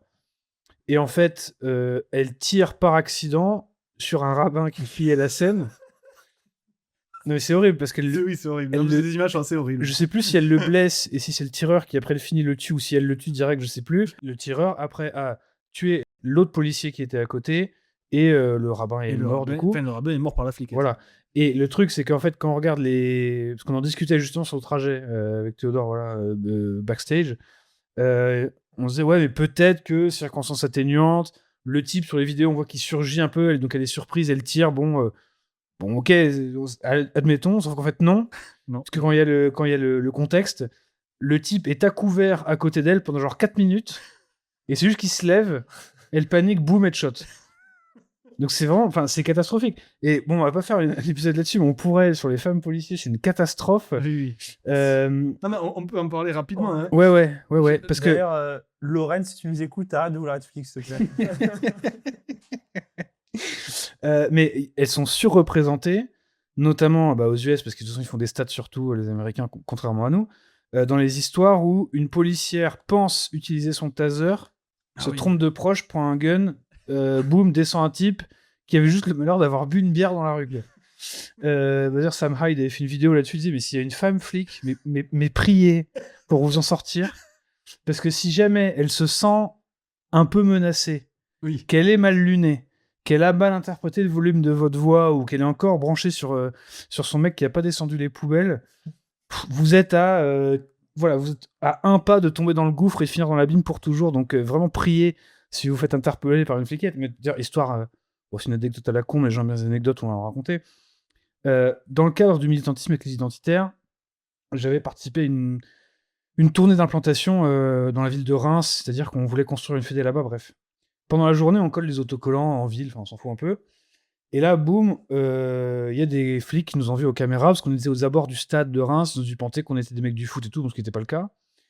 Ils viennent nous voir, ils nous disent, ouais, qu'est-ce que vous faites? Vous mettez des autocollants, c'est pas bien et tout. Et la personne qui gère, je sais pas comment on dit, l'unité, ou en tout cas le groupe d'intervention de la police, c'était une nana. Évidemment, elle fait 1m50, elle doit peser 35 kilos, son armure est plus lourde qu'elle, enfin c'est parfaitement ridicule. Et autour, il y a des marmules d'1m80 qui sont tous énormes. Ils ont des PP19, donc je sais pas si c'était peut-être en éco-round, je sais pas. Et elle vient nous embrouiller avec une voix de roquet, quoi. Vous vous prenez pour qui, machin, est insupportable. Ses collègues rigolent parce qu'ils ont capté qui on était. D'ailleurs, il y avait Thaïs avec nous pendant le groupe. Et donc, vu qu'elle était sur les autocollants à l'époque, les flics se disent, oh, il y a quoi sur autocollant? Mais c'est vous, ça? Bah, très bien, je vais le garder. Voilà. Bon, c'était un peu marrant. Et en fait, pendant qu'on se fait interpeller, qu'elle regarde les cartes d'identité, il y a une route, quoi, qui est à côté. Et il y a une bagnole avec que des Arabes dedans qui passent. Et ils font, oh putain, regarde la scène, genre, les Blancs, ils sont contrôlés, quoi. Et là, il y a un gars de notre groupe qui, pour essayer d'abaisser la tension, parle à la fliquette et fait oh, c'est marrant, vous devez pas voir ça tous les jours. Nous qui nous faisons interpeller et les Arabes qui disent putain, matez les Blancs. Quoi. Ouais. Elle le prend pas bien. Elle le prend pas bien du tout, alors qu'elle est blanche aussi. Hein. Manque d'humour. Ouais, voilà, c'est ça. Taisez-vous, vous prenez pour qui, monsieur? Vous parlez pas comme ça à un fonctionnaire de police, enfin, pisseuse, tu vois. Ouais. Et en fait, on se disait, mais nous tous, en 1v1, en fait, on te casse en deux. On te casse en 8 en te soufflant dessus un peu fort. Pour qui tu te prends, en fait? Et c'est une réalité, c'est que imaginez que nous, on soit vraiment méchants. On sort de l'anecdote, on est vraiment méchant et on tombe face à cette fliquette. Même si on n'est pas des bourrins armés ou quoi, évidemment que physiquement on la domine. Donc son seul moyen pour résister, c'est d'avoir recours à de la force létale. Et évidemment, le cas de figure est omniprésent. Il y avait cette histoire aux États-Unis, une fliquette rentre de sa journée, elle va dans son appart, elle se trompe d'étage, elle ouvre la porte de l'appart qui est juste en dessous du sien du coup, et en fait elle voit qu'il y a un occupant dedans. Elle panique, tac, elle sort son gun, elle allume le type, il meurt.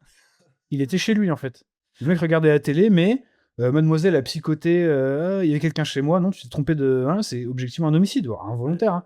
Mais en fait, je suis désolé, mais dans la mesure où elles sont plus petites, elles ont moins de force, elles n'ont pas la même distribution musculaire, enfin tous les trucs que tout le monde connaît, bah, de fait, on arrive beaucoup plus vite à la situation où elles se sentent objectivement menacées, où elles Oui. craignent pour leur intégrité physique, comme on dit. Et elles sont beaucoup plus mauvaises pour désescalader aussi. Oui.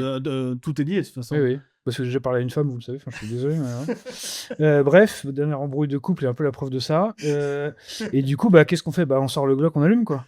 Mais un peu Et ça. voilà. Et j'irai plus loin. Elles sont pas seulement moins fortes. Et c'est que leur cerveau n'est pas câblé pour le conflit physique, le combat. Ouais. Voilà, je le sors de ma tête. Vous avez le droit en commentaire à penser autre chose. Mais c'est pour ça que les situations de stress sont assez mal gérées. Et parfois, les situations de stress, évidemment, en plus, potentiellement létales.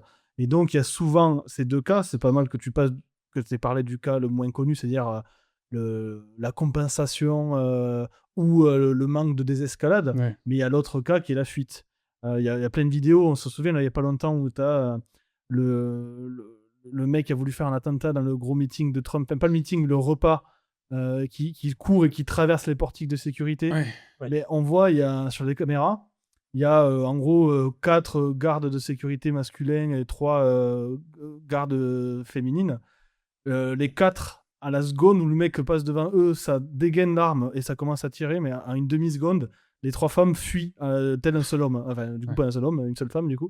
Mais c'est instinctif. Et moi qui ai regardé, je me bute, malheureusement, on dirait un psychopathe, mais je me bute aux vidéos de dashcam américaines qui sont en libre service sur YouTube, entre guillemets, ne serait-ce que pour voir ce que c'est la réalité des arrestations. Oui, donc des bodycams de policiers. Voilà, des bodycams de policiers qui, malheureusement pour la gauche, sont maintenant encore plus généralisés suite à des lois. Ce qui fait qu'on peut voir que tous les gens... il était gentil, mon fils, il n'a jamais rien fait. Il était gentil. Voilà, on peut voir... Drogué, il avait une machette. Oui, voilà. Voir parfois 2 à la fois et en train de sauter à pieds joints sur un flic, et c'est pour ça qu'ils ont tiré. Mais bref, mais grâce à ces dashcams, j'en ai tellement vu. Mais le problème, c'est qu'aller sur 500 vidéos, les fliquettes, c'est pas la majorité. Donc j'ai dû voir 30 vidéos impliquant des fliquettes. Mais sur ces 30 vidéos, il y a 20 catastrophes, en fait. Ouais. Et de la part de la femme. En gros, une sur 2, voire 2 tiers des vidéos que j'ai vues, il y a des femmes. Et c'est toujours ce cas-là, soit la fuite, où on abandonne le flic, ou alors qu'on était en supériorité face à un assaillant qui commence à nous tirer dessus, ben on laisse notre collègue masculin tout seul au milieu du feu. Ou il y a l'autre, c'est la fameuse désescalade qui est... Enfin, les femmes ne savent pas désescalader et ou... ont l'impression d'être agressés parfois. Son regard m'a fait me sentir en danger. Oui. Du coup, je l'ai McDump parce qu'il n'avait pas utilisé le passage piéton. C'est un peu ça. Il y a des cas. Enfin, allez voir les vidéos. Vous en trouverez. Enfin, déjà, quand dans tous les commentaires, il y a marqué MDR, pourquoi il y a des femmes à la police, vous savez qu'il y a eu une dinguerie dans la vidéo. Ouais, clairement. Et c'est malheureux, mais même moi, j'essaye d'être féministe sur ce sujet. Ah non, moi, c'est compliqué. Moi, j'essaye pas. Mais par exemple, l'histoire de... je crois que c'était à Buffalo, la tentative ratée d'assassinat sur Trump. Oui. Par le Troon, etc. Et en fait, il y a les images qui sortent. Et en fait, c'est le même schéma. Ouais. Tous les mecs, immédiatement, c'est Get the president, get down, machin. C'est un film, c'est génial. Et toutes les meufs, c'est des rombières, on sait pas ce qu'elles foutent. Et elles sont stun. Ben c'est ça, stun. Elles sont pas wired, voilà. Câblées pour le combat. Et en fait, c'est ça en boucle, en fait. Enfin, bref. C'est pour ça, même en France, hein, tu regardes les images d'intervention, enfin, même pire que ça, tu as eu des drames, je sais plus c'était en quelle année, ça avait fait la une des journaux. Il y avait un forcené qui, je crois, essayait de faire un cambriolage, je sais plus. L'histoire est. J'y ai pas pensé avant de prendre le micro, mais bref, vous retrouverez le truc. 2 policières interviennent, ils volent l'arme de service d'une des 2, ils butent les 2, mais c'est horrible. Et sous la voiture. Ouais, c'est atroce, quoi. Oui. Je dis, peut-être que ce serait aussi arrivé avec des mecs, c'est pas impossible. Bien sûr, mais ça arrive. Mais parfois, en termes de probabilité, soyons sérieux. Vous mettez un type le qui mec fait fait 1,90. oui, voilà, il était immense, bodybuildé, ultra fort, zinzin. On va lui mettre 2 petites nanas. Enfin, c'est ridicule. C'était pour l'arrêter, je crois. Ouais. Mais en fait, il y a une raison pour laquelle les armées de femmes, ça n'a jamais existé. Oui.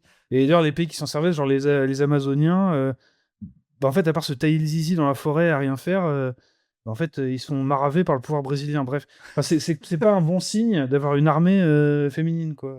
Je crois que l'armée est ouverte aux femmes en Israël et quasiment nulle part ailleurs. Mais nous aussi, on a des femmes dans l'armée. Mais d'ailleurs, les tests d'entrée sont pas les mêmes. Parce que les critères sont plus bas.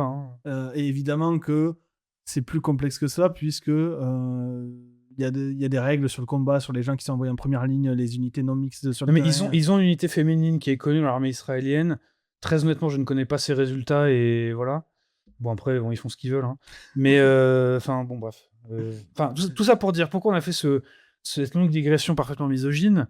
Parce qu'en fait, même si la police intervient, il est possible qu'elle n'ait pas de chromosome Y. Et là, faut prier, quoi. Faut espérer que ça se passe bien, c'est pas évident, quoi. Et même quand c'est des chromosomes Y, c'est compliqué. Enfin, Bien sûr. je sais pas si vous vous souvenez, le Bataclan. Oui. On a eu, la version officielle qui était sortie dans la presse au début, c'était quand même pas ce qu'on a eu plus tard dans les rapports de police semi-cachés, où en fait, il y a beaucoup de flics qui se sont tirés dessus les uns les autres. Oui, donc ça, c'est pour la suite du Bataclan, quand ils vont interpeller les individus dans leur immeuble. Ouais. Bah, c'est ce qui est raconté dans le film Novembre. Ouais. Alors, justement, qui prend la version officielle, mais pas la version des rapports de police qui était publiée par Mediapart, qui l'a sorti. Où en fait, sur les, je crois, 1500 de mémoire, c'est sa cartouche tirée. Bah, en fait, il y en a 2 qui appartenaient aux assaillants. Ah bah tiens, voilà. On a passé les 20 minutes. Voilà. Vous Voilà. avez pris 1000 coups de couteau. Voilà, je pense. vous avez été envoyé 36 fois dans le royaume des ombres. Vous avez pris 6 viols. Voilà. Mais c'est pour vous montrer que ça fait 20 minutes. Bref, je reprends. Mais donc, quand ils font donc espèce de siège avec cette, je sais plus si c'est le GIGN ou le PSIC, qu'importe, une force d'intervention quelconque, ils attaquent, gros échange de tirs à l'appartement où il y a 2 des auteurs de l'attaque du Bataclan. Sur les 1500 cartouches, il y en a genre 2 qui sont tirés depuis les mecs de l'intérieur. Tout le reste, c'est par les flics. Et en fait, tous les blessés flics, c'est du tir à mi. Il n'y a pas un seul qui a été blessé par les mecs de l'intérieur. Si vous vous souvenez de cette période, sur Twitter, on apprend très vite que le chien de la police meurt. Il y a un hashtag et tout, des photos, machin. Mais le chien a été tué par du tiraillé. Hein. Ouais, Il n'a pas été tué par les mecs à l'intérieur. Donc, il ne s'agit pas de dire ah, c'est des crétins, j'aurais mieux fait. Mais c'est-à-dire qu'en fait, même les gens qui interviennent, c'est pas des dieux, en fait. Ils peuvent avoir des problèmes, des erreurs, des problèmes de communication, de l'armement qui fonctionne mal, que sais-je. Mais c'est pas un pouvoir magique où les mecs vont stepper dans la pièce, one-shot tous les assaillants et vous sauver, en fait. Oui, non, mais en plus, on l'a déjà dit, le GIGN est une unité mondialement connue et reconnue. Et quand même le combat réel, c'est un endroit chaotique qui fait que, oui, il ne faut pas miser sur cela. Justement, si vous amenez des flics chez vous pendant qu'il y a un assaillant qui arrive sur vous, peut-être que les flics vont vous tirer dessus, mais pas à tort, entre guillemets, mais peut-être parce que la situation sera tellement dangereuse de leur côté qu'ils seront obligés parfois de penser à leur vie avant la vôtre, en fait. Donc, il n'y a que vous qui êtes responsable de votre propre sécurité. Et là, ce qu'on peut faire, c'est qu'on peut parler de la question de légitime défense, parce que beaucoup de gens se posent la question. Parce que justement, il y a cette croyance que en France, ça sert à rien de s'armer, puisqu'on n'a pas le droit de se défendre. Ouais. Et en fait, justement, il faut battre ce mythe en brèche. Il y a des choses à dire et des choses à critiquer sur la légitime défense, mais bon, d'abord, on peut faire un point. C'est quoi la légitime défense? Comment elle fonctionne? La défense excusable, est-ce que c'est la même chose? Bref, on peut évoquer un peu tout ça. Oui, alors, la légitime défense existe en France, évidemment. C'est ce qu'on dit depuis le début. Hein. Vous avez le droit de vous défendre, et évidemment en France.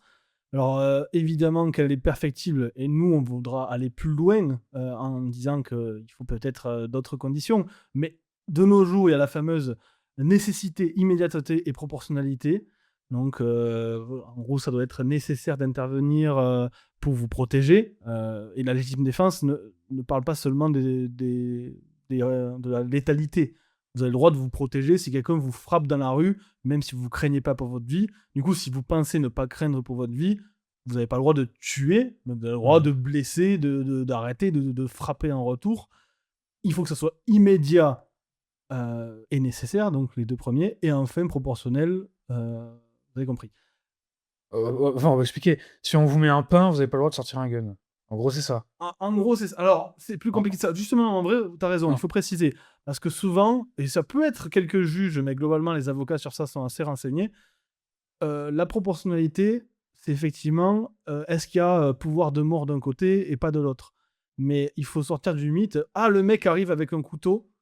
Bon, ben je dois poser mon Glock et je dois prendre un couteau. Parce que je suis un chevalier, tu vois. Non, s'il y a pouvoir de mort, vous avez le droit de répondre avec un pouvoir de mort. Vous n'avez pas... la proportionnalité, elle n'est pas dans l'outil utilisé, mais dans la conséquence qu'il peut y avoir. Et effectivement, voilà, plein d'avocats spécialistes sur le sujet vont vous dire qu'il y a des juges, parfois, qui font cette erreur. Hein. Donc, c'est une question légitime à se poser. Mais la loi indique bel et bien que vous avez le droit de répondre avec n'importe quoi, entre guillemets. Bon, bien sûr, si vous avez une arme et qu'elle n'était pas légalement possédée, vous allez morfler aussi. Mais au moins, vous avez eu le droit de vous défendre à ce moment-là. Tu parlais de défense excusable. Alors, non, on va parler d'abord de la légitimité de défense toujours encore. C'est qu'en France, au-delà de ça, il y a également une loi très importante qui est la présomption de légitime défense de nuit dans votre domicile. C'est-à-dire que de nuit, alors je ne sais plus si la loi précise une horaire fixe ou si c'est globalement c'est la nuit et le juge appréciera si c'était la nuit, mais une intrusion à votre domicile implique que la loi doit prouver que vous n'étiez pas en légitime défense.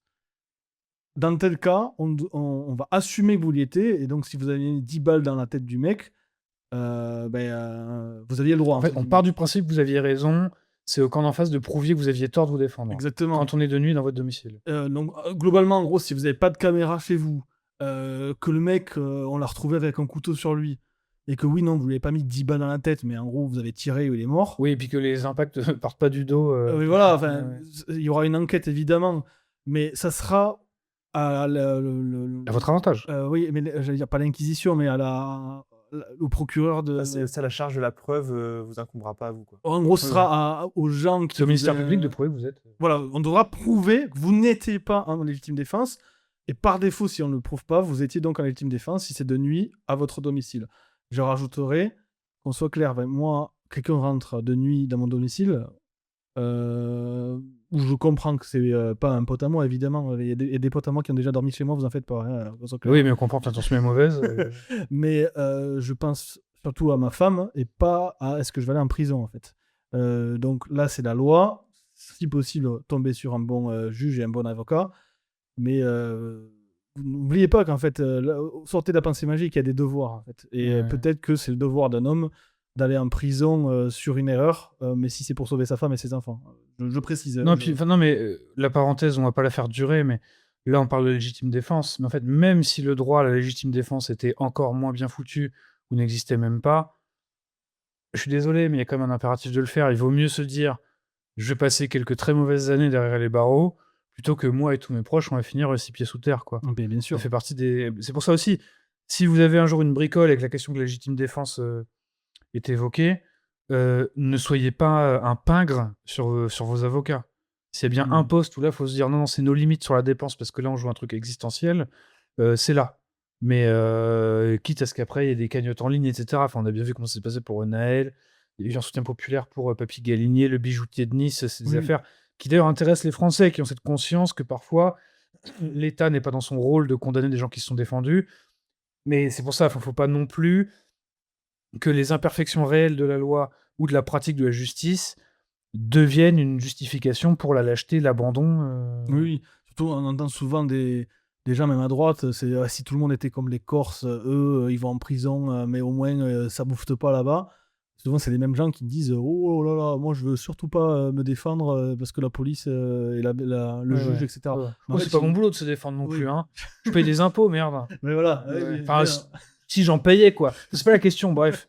Bon. Donc au bout d'un moment, en fait, il faut juste être cohérent. Oui, c'est normal parfois de penser à sa famille, à ses proches, et on verra bien plus tard, mais effectivement, la loi est quand même mieux faite que ce que vous pouvez penser, je pense, et du coup, il y a évidemment toujours plus vert ailleurs, comme on dit, l'herbe est toujours plus verte ailleurs, c'est la fameuse défense excusable, pardon. C'est un thème qui avait été amené par Zemmour durant la campagne présidentielle. C'est quelque chose qui pioche depuis la Suisse, notamment. Effectivement, en Suisse, il n'y a pas ce fameux triptyque nécessité, proportionnalité, immédiateté, etc.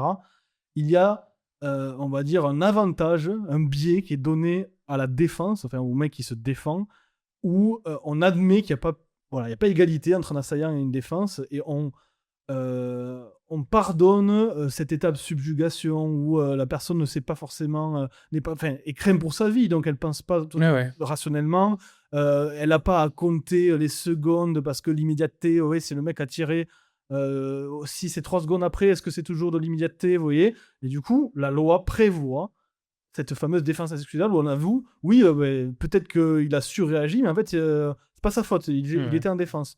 Et effectivement, nous, en tout cas, je crois, ici autour de la table, en tout cas pour moi, je pense que c'est vers là que la Ah bah légitime oui, défense bien sûr, devrait, bien sûr. devrait aller. En fait, il faut pas avoir peur de donner un avantage au bon citoyen qui se défend, quoi. Je comprendrai jamais cette Moi, j'irais peur. même plus loin, hein. Pour moi, il faudrait intégrer en Europe la doctrine du château, la castle doctrine que tu as aux États-Unis, dans certains Clairement. États des US. C'est quelqu'un s'introduit sans ton autorisation sur ta propriété, tu as le droit de l'expédier dans le royaume des ombres. Et s'il est pas content, il est qu'à pas venir, en fait. Je sais que c'est primitif comme point de vue et que tout le monde ne sera pas d'accord, mais il y a un moment, oui, en fait, quand on donne tous les droits aux déchets, ils se permettent de tout faire. Ben oui. C'est bon, en fait. Voilà. Puis il faut comprendre, ne serait-ce que l'aspect dissuasif qu'a une telle loi. Oui, Oui, surtout dans un pays comme la France où il y a une pandémie de cambriolage. oui, oui. Mais C'est d'ailleurs, n'importe quoi. La commune la plus cambriolée de France, c'est juste à côté de Toulouse. C'est une commune de banlieue. C'est quoi, c'est les Tournefeuilles? Ouais, c'est Tournefeuille. Ouais. Mais et là, je vais pas donner envie aux gens de se mettre au tir sportif, mais évidemment, parce que la France, on paye beaucoup d'impôts, donc on a les meilleurs cyber-hackers de défense possibles. Non, c'est faux. Tous les fichiers publics sont en train de se faire pirater et les fichiers publics des tireurs sportifs n'y ont pas manqué. Ce qui fait qu'en gros, on a des criminels qui, globalement, ont la plupart des adresses des tireurs. Savent parfois peut-être, je sais pas jusqu'où a été le vol de données, exactement les armes qu'il peut y avoir chez moi. Mais si on vient chez moi, alors qu'en plus on sait que je suis armé, ben attention, ouais, faut que je sorte le gun au bon moment, sinon c'est moi qui vais en prison. Vous voyez, le contrat social est rompu de tous les côtés en fait. Et au bout d'un moment, l'État fait plus son boulot, il devrait lâcher du lest sur les honnêtes citoyens. C'est simple. Ouais. Voilà. Là, oui, nous on est dans la merde, quoi. Donc je pense que nos auditeurs l'ont compris. Le but, c'est de sortir des fantasmes, de se convaincre qu'il faut s'armer, qu'il faut faire évoluer la société vers le port d'armes citoyen pour plus de liberté individuelle, plus de sécurité, de sentiment de sécurité du moins pour chacun d'entre nous. Donc comment arriver à ça concrètement? Eh ben, il faut s'armer. Et comment on s'arme? Ben, c'est ce qu'on va voir maintenant parce que je pense que beaucoup de nos auditeurs sont un peu comme les Français moyens à se dire qu'en fait, c'est illégal de s'armer en France, on n'a pas le droit de le faire, etc. Et ça aussi, c'est un mythe. On va s'y atteler.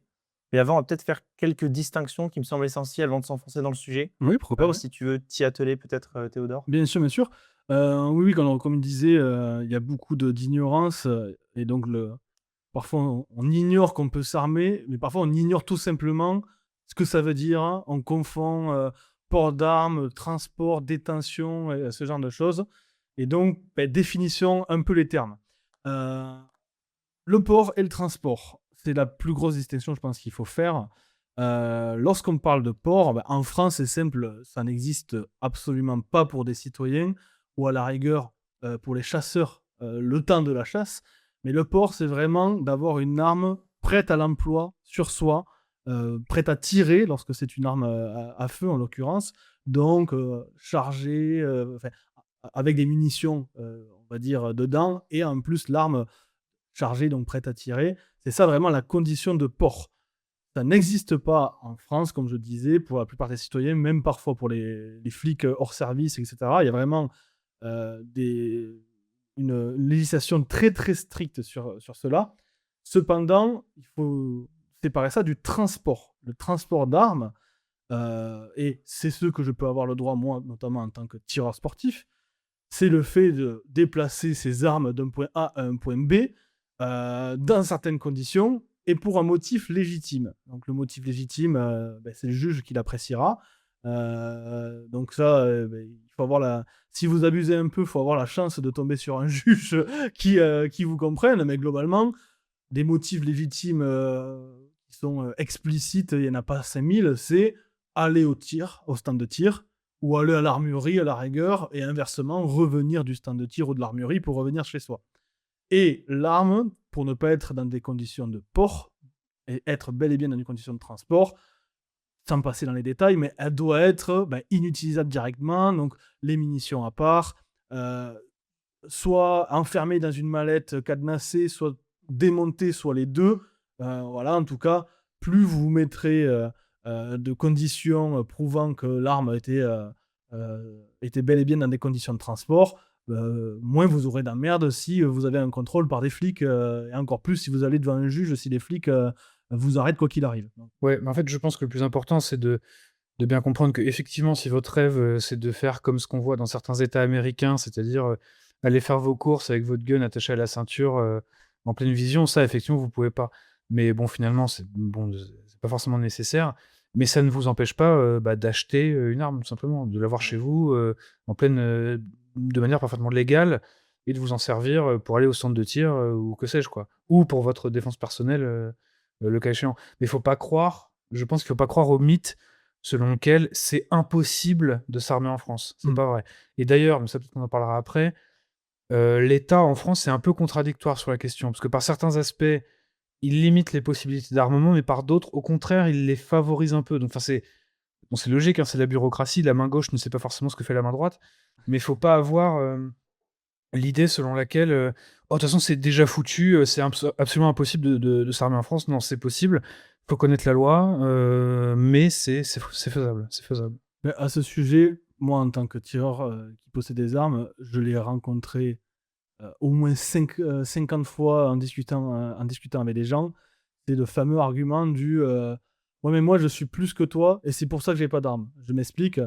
C'est souvent, j'explique que je suis tireur, que je possède tout légalement, que je fais tout dans les clous. Et souvent, il y a les gens qui, généralement, sont pas armés, justement, et qui, parfois, par réaction un peu, je sais pas, ils sont vexés peut-être de réaliser qu'ils n'ont pas d'armes et que j'en ai. Alors ils disent, ouais, mais moi, j'ai pas confiance en l'État. Si je fais légalement, à tout moment, je suis fiché. Et en plus, on viendra me récupérer mes armes à un moment. En fait, bon, l'argument, les gens se rendent pas compte que. Donc, ok, tu as peur qu'on te retire tes armes, du coup, t'en as aucune. Bah, moi, j'ai pas peur, en attendant, j'ai des armes, quoi. Genre, j'ai jamais compris cet argument du. C'est comme le mec anti-peine de mort qui vous dit, mais moi, je suis plus cruel que toi parce que la perpétuité réelle, c'est plus cruel que la peine de mort. C'est l'argument de je suis plus cruel que toi, je suis plus gangster que toi, je suis plus armé que toi parce que je suis désarmé. J'ai jamais compris, j'ai jamais compris cet argument. Donc ça, je l'ai eu plein de fois.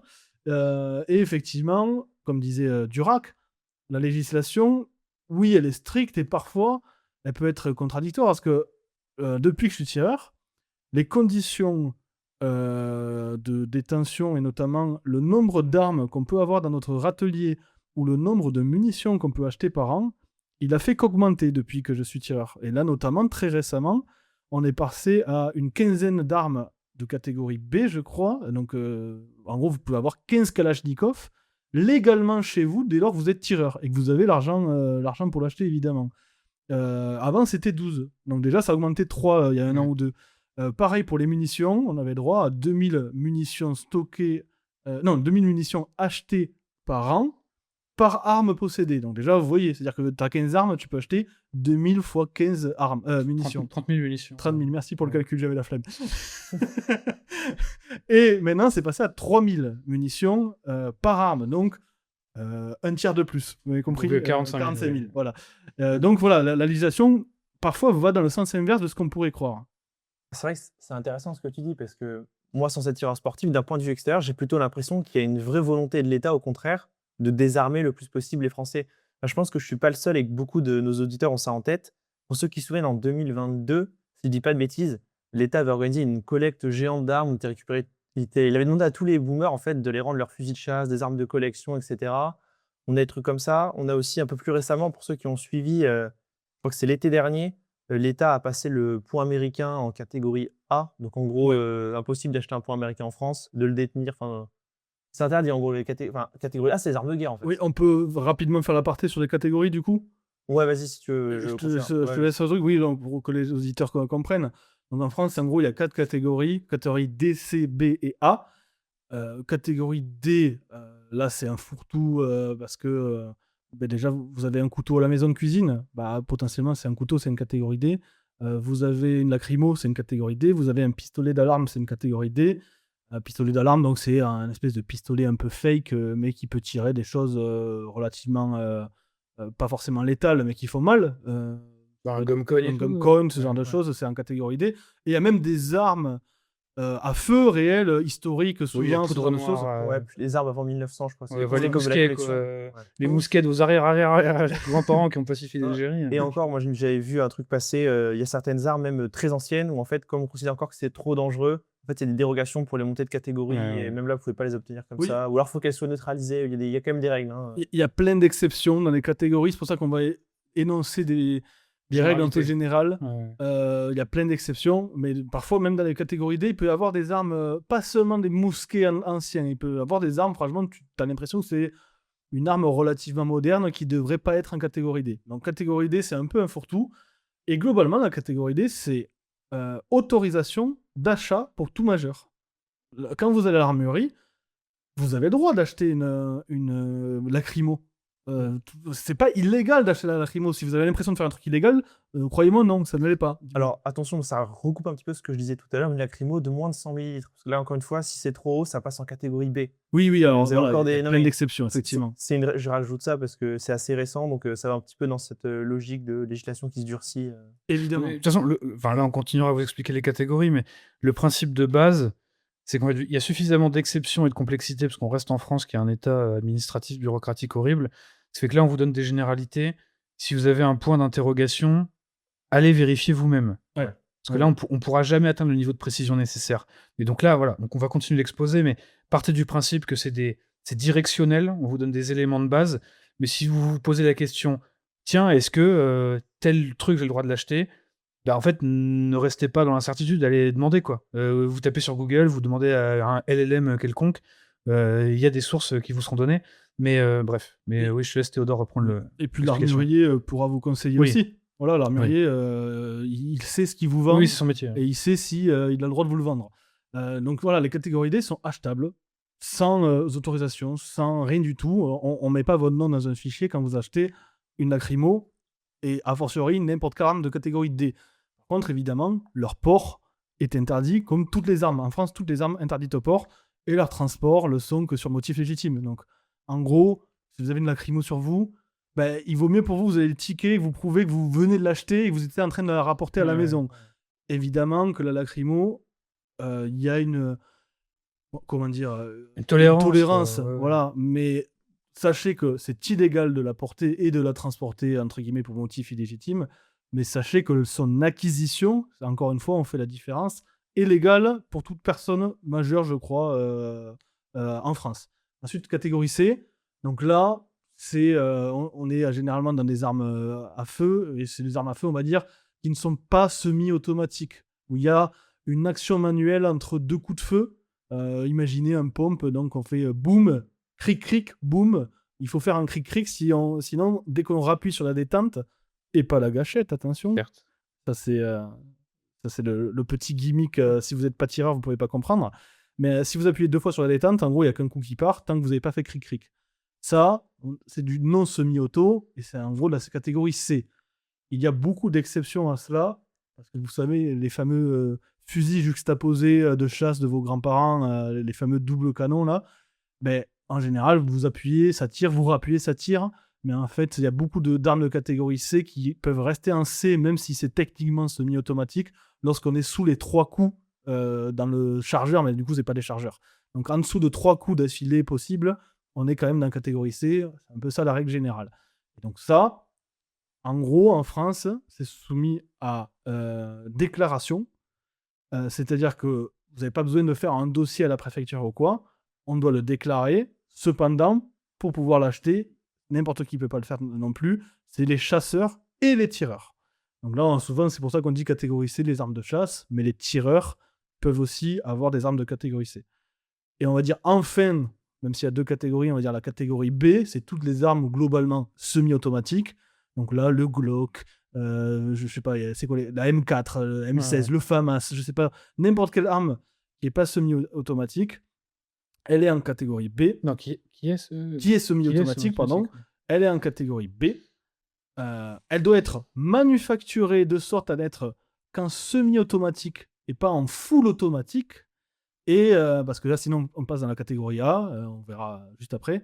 Et là, n'importe qui ne peut pas en acheter. Ce sont seulement les tireurs et pas nécessairement juste en étant tireur. Là, on doit faire une demande d'autorisation à la préfecture. Donc, c'est une étape de plus. Tous les tireurs ne peuvent pas avoir des armes. Il faut faire cette demande. Il y a plein de paperasse à faire. Il y a l'avis du club qui rentre en jeu, etc. Donc, vous voyez un petit peu la différence. En gros, catégorie D, free for all, n'importe qui peut acheter. Catégorie C, que les chasseurs et les tireurs, et on doit le déclarer dans un fichier. Catégorie B, seulement des tireurs, sous autorisation préfectorale qui est limitée dans le temps. Et une fois qu'on a cela, on peut aller en acheter, bien sûr, en le déclarant également. C'est logique. Et donc, les catégories A, c'est les armes de guerre, les explosifs, les DCA, le dôme de fer d'Israël, tout ce que vous voulez. Tout ce qui est fun, en fait. Tout ce qui est fun, le missile Satan 2. Non, en gros, c'est toutes les armes restantes de guerre. Les armes automatiques, c'est-à-dire qui peuvent faire des rafales et pas seulement semi-automatiques. Et parfois des surclassements, comme on a dit, des exceptions qui peuvent exister. Voilà. Et ça, aucun citoyen, même pas tireur, peut en avoir à la maison, mais même pas un flic ou un militaire. Hein. Il peut en avoir dans le cadre de l'exercice de son métier, pas en tant que citoyen. Pourtant, moi j'ai vu l'autre jour dans la dépêche qu'il y avait une coup de feu au Mirail et Kalachnikov, arme automatique. C'est bizarre quand même. Ouais, mais je crois qu'ils ont une dérogation apparemment. Lui, ça doit être un fils de préfet, je pense. Voilà, un fils de Enfin, préfet. peut-être un préfet algérien. Non, oui, nous le rappelons, la loi ne désarme que ceux qui la respectent. Mais donc voilà, désolé pour cette aparté un peu chiante, mais beaucoup de personnes ne connaissent pas ces différences et Du je coup, pense que c'est intéressant. Maintenant que la clarification est faite, de revenir sur ce que Thibaudet disait, c'est-à-dire qu'en fait la législation va dans les deux sens. Il y a des exemples où ça devient plus permissif, donc Théodore t'évoquait le nombre d'armes dans le râtelier, le nombre de munitions et tout ça. Et justement, dans le cadre de l'autorisation préfectorale, avant elle était par arme. Ouais. Maintenant elle est par tireur, c'est-à-dire tu as une autorisation, ok, pendant ta période d'autorisation tu peux acheter ce que tu veux. Ouais. Donc c'est tellement mieux, parce que tu avais 15 armes, c'était 15 dossiers à faire. Maintenant tu as fait un pendant 5 ans, tu achètes ce que tu L'enfer veux. administratif français, on ne sortira jamais. Hein. Justement, c'est bien, c'est-à-dire que justement, ils ont Oui, simplifié ça cet y est, aspect-là. vraiment, on s'en Ouais. Et du coup, la question qu'on peut se poser, c'est comment se fait-il qu'en gros, je peux acheter 3000 munitions, par exemple, de 9 mm et avoir 15 guns dans mon râtelier. Par contre, j'ai pas le droit d'avoir un coup de poing américain. Je sais pas, pour moi, la réponse était assez évidente, mais Bah, c'est politique et c'est pour empêcher déjà la défense personnelle, pour pouvoir vraiment tailler dans les soi-disant soit les militants, soit les mecs qui essayent de se défendre avec autre chose qu'une arme à feu et pouvoir leur mettre des années de prison, quoi. il me semble aussi. Après, il y a peut-être une autre explication, mais ça, je prétends pas m'y connaître, c'est que c'est de la pure spéculation. Moi, je me demande s'il n'y a pas aussi tout simplement des lobbies de tireurs, de manufactureurs d'armes, de gens comme ça, de clubs de tir aussi, en fait, qui simplement, de la même manière que les chasseurs, c'est un lobbying qui en gros sert les intérêts de Macron. Enfin, c'est vrai que politiquement, les chasseurs, c'est macroniste. De la même manière, peut-être que des tireurs, en fait, font respecter leurs intérêts en disant soyez un peu plus cool avec la législation, parce qu'en plus, c'est bien pour le business, on va dire. Mais par contre, l'État se dit, en fait, il n'y a pas de lobby je sais pas comment dire, des militants armés de points américains, par exemple. Et voilà, donc ça n'existe pas. Et donc là, c'est un peu le truc basique en organisation politique, quoi. C'est que vous pouvez être une minorité, si vous êtes bien organisé, vos intérêts pourront être respectés. Mais par contre, si vous n'êtes pas organisé, personne n'a rien à foutre de vos intérêts, donc vous faites marcher dessus. Donc à mon avis, il y a un peu ce truc-là. C'est-à-dire que l'armement, catégorie B, machin, tout ça, c'est un peu du sérieux. À la limite, c'est pour les pères de famille qui veulent aller au centre de tir. Oui. Et ça peut être un lobby organisé. Donc bon, là, après tout, il n'y a pas de grand risque finalement à étendre un peu la loi. Mais attention, pour ces nervis de miliciens de l'ultra-droite anti-républicaine qui ont tendance à utiliser des télescopes, des gazeuses de plus de 100 millilitres et des points américains. Non, boum, là on interdit tout ce qu'on peut parce qu'on a peur d'un nouveau Clément Méric, d'un nouveau Quentin Derenc, etc. Et donc là, on est... à mon avis, moi en tout cas, c'est comme ça que je l'analyse. Mais, S'ils étaient un petit peu plus cohérents, ils passeraient les machettes en catégorie A pour des raisons. Enfin bref. Oui, parce que Mais les là, il y a le porteurs... lobby, justement. Ouais, parce que justement, Va. mais Lobby. justement, c'est vrai, c'est qu'en fait, les porteurs de machettes constituent de facto une forme de lobby. C'est-à-dire un groupe organisé qui, de toute façon, n'a rien à foutre de la loi. Enfin, bonne chance, quoi. Du coup, pour préciser pour ceux qui n'ont pas compris, si moi je fais un port d'armes avec littéralement mon AR-15 à la maison, je crains légalement moins que militant qui aurait un coup de poing américain, puisque catégorie A, c'est pire que catégorie B, je rappelle.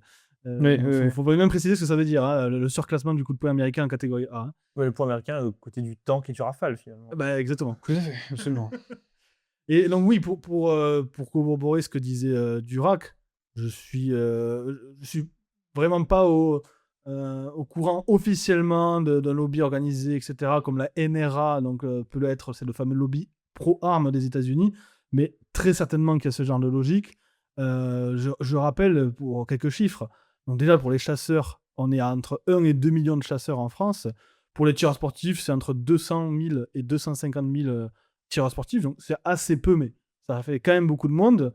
Et comme le disait Durac, la sociologie, c'est quand même pas mal de pères de famille. C'est quand même pas mal de CSP+, etc. Alors, là, on parle du tir sportif. Hein. Du tir sportif, bien sûr, ouais. Donc, il ne faut pas confondre la sociologie chasseur et tireur. Et après, ça dépend aussi de l'endroit. Alors, moi, je suis dans une zone un peu rurale. Donc, effectivement, le tireur lambda, c'est un mec, il vote pour Marine Le Pen, quoi, tu vois. Bien sûr, ouais. C'est la base. Et encore, la politique Ouais. est très taboue dans les tirs, dans les stands de tir. Hein. Faut pas croire que c'est l'endroit où on vient vraiment parler politique, etc. Il y a quand même une peur, une précaution assez grande de la part des tireurs et des dirigeants de clubs où la sécurité c'est vraiment mis en avant.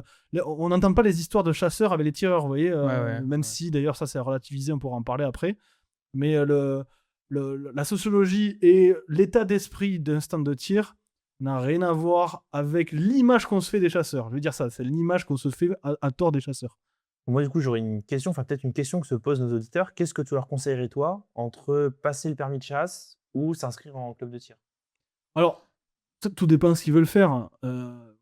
Faut aussi penser que le tir sportif, j'ai pas fait ça seulement parce que je voulais m'armer, me défendre. C'est quand même une passion. C'est quand même. C'est rigolo. Hein. Mais c'est rigolo, bien sûr, c'est grisant. Et il y a vraiment ce phénomène où des fois tu vas au club de tir, tu déposes tes armes sur le pas de tir, et puis tu tires aucune cartouche, tu vas boire le café avec les copains, et tu vas parler, parfois pas d'armes, et tu fais du social en fait. C'est aussi ça, tu parles très souvent d'armes, il y a le côté ingénierie, etc. Donc c'est quand même une discipline, c'est pas un accès, et c'est pas le plus simple si tu veux vraiment juste armer. La chasse, tu peux juste passer le permis de chasse et ensuite acheter des armes sur simple déclaration. T'as même pas besoin d'exercice, si je crois bien. Alors, je suis pas chasseur, donc je préfère pas dire de grandes conneries. Mais tout dépend de ce que tu veux faire. Si t'es impliqué, que tu veux vraiment des armes de catégorie B, que nettoyer tes armes. En gros, t'es un autiste des armes parce que t'aimes les nettoyer, les démonter, comprendre l'ingénierie, que t'as, je sais pas, une appétence pour les armes historiques, que t'aimes pratiquer le tir, etc. Bah là, va en club, mais il y a vraiment il y a pas mal de dossiers, de choses à faire, évidemment. Est-ce que, les gars, vous pensez qu'on peut conclure peut-être? Ouais, je pense qu'on est bon. Ouais. Bon, alors évidemment, vous le comprenez, on a essayé de faire un épisode dense, mais sans faire 4 heures d'émission non plus. On n'a pas pu parler de tout, on n'a pas pu traiter en détail tous les sujets. Mais malgré tout, je pense que le fil rouge, vous l'avez bien compris, c'est qu'aujourd'hui, la situation se détériore sans faire dans le discours anxiogène typique, mais de fait, la situation sécuritaire se détériore. Or, il s'avère que vous pouvez vous armer pour vous défendre. Vous avez des droits de ce point de vue-là. La situation est assez bonne sur certains points de vue, sur la question de la défense personnelle. Vous ne perdez rien à vous informer, déjà. Et en vrai, ça ne coûte pas une fortune, ni en argent, ni en temps, de s'armer. Ça, c'est des mythes. Et encore une fois, comme on l'a dit, il vaut mieux avoir les moyens de se défendre et ne pas en avoir besoin que l'inverse. Exactement. Donc, plutôt que de tout déléguer à des forces extérieures sur lesquelles vous n'avez pas prise, on vous dit simplement, voilà, informez-vous sur cette question. Peut-être que vous aussi, vous avez des réflexes anti-armes. On pense que si c'est le cas, ça peut disparaître assez vite. Il suffit de vous informer, d'aller rechercher des statistiques, des enquêtes, des études. Et vous verrez qu'en fait, quand on comprend les vraies causes de la criminalité, en fait, les Français auraient tout à gagner, tout simplement, à abandonner leurs réflexes anti-armes et à exiger que leurs représentants politiques leur donnent les moyens de se défendre. Voilà. Est-ce que les gars, vous avez un mot pour la fin? Dis-moi. Moi, j'aurais rien de spécial à rajouter. Moi, je finirai sur une partie de citation que j'adresse surtout aux législateurs au pluriel. C'est Cicéron, à l'époque, qui disait les lois doivent se taire dans le vacarme des armes. Voilà, tout simplement. Voilà. Bon, moi, je pense que là-dessus, on a un peu fait la synthèse. Donc, on vous dit salut. Et Et à la prochaine. À la prochaine.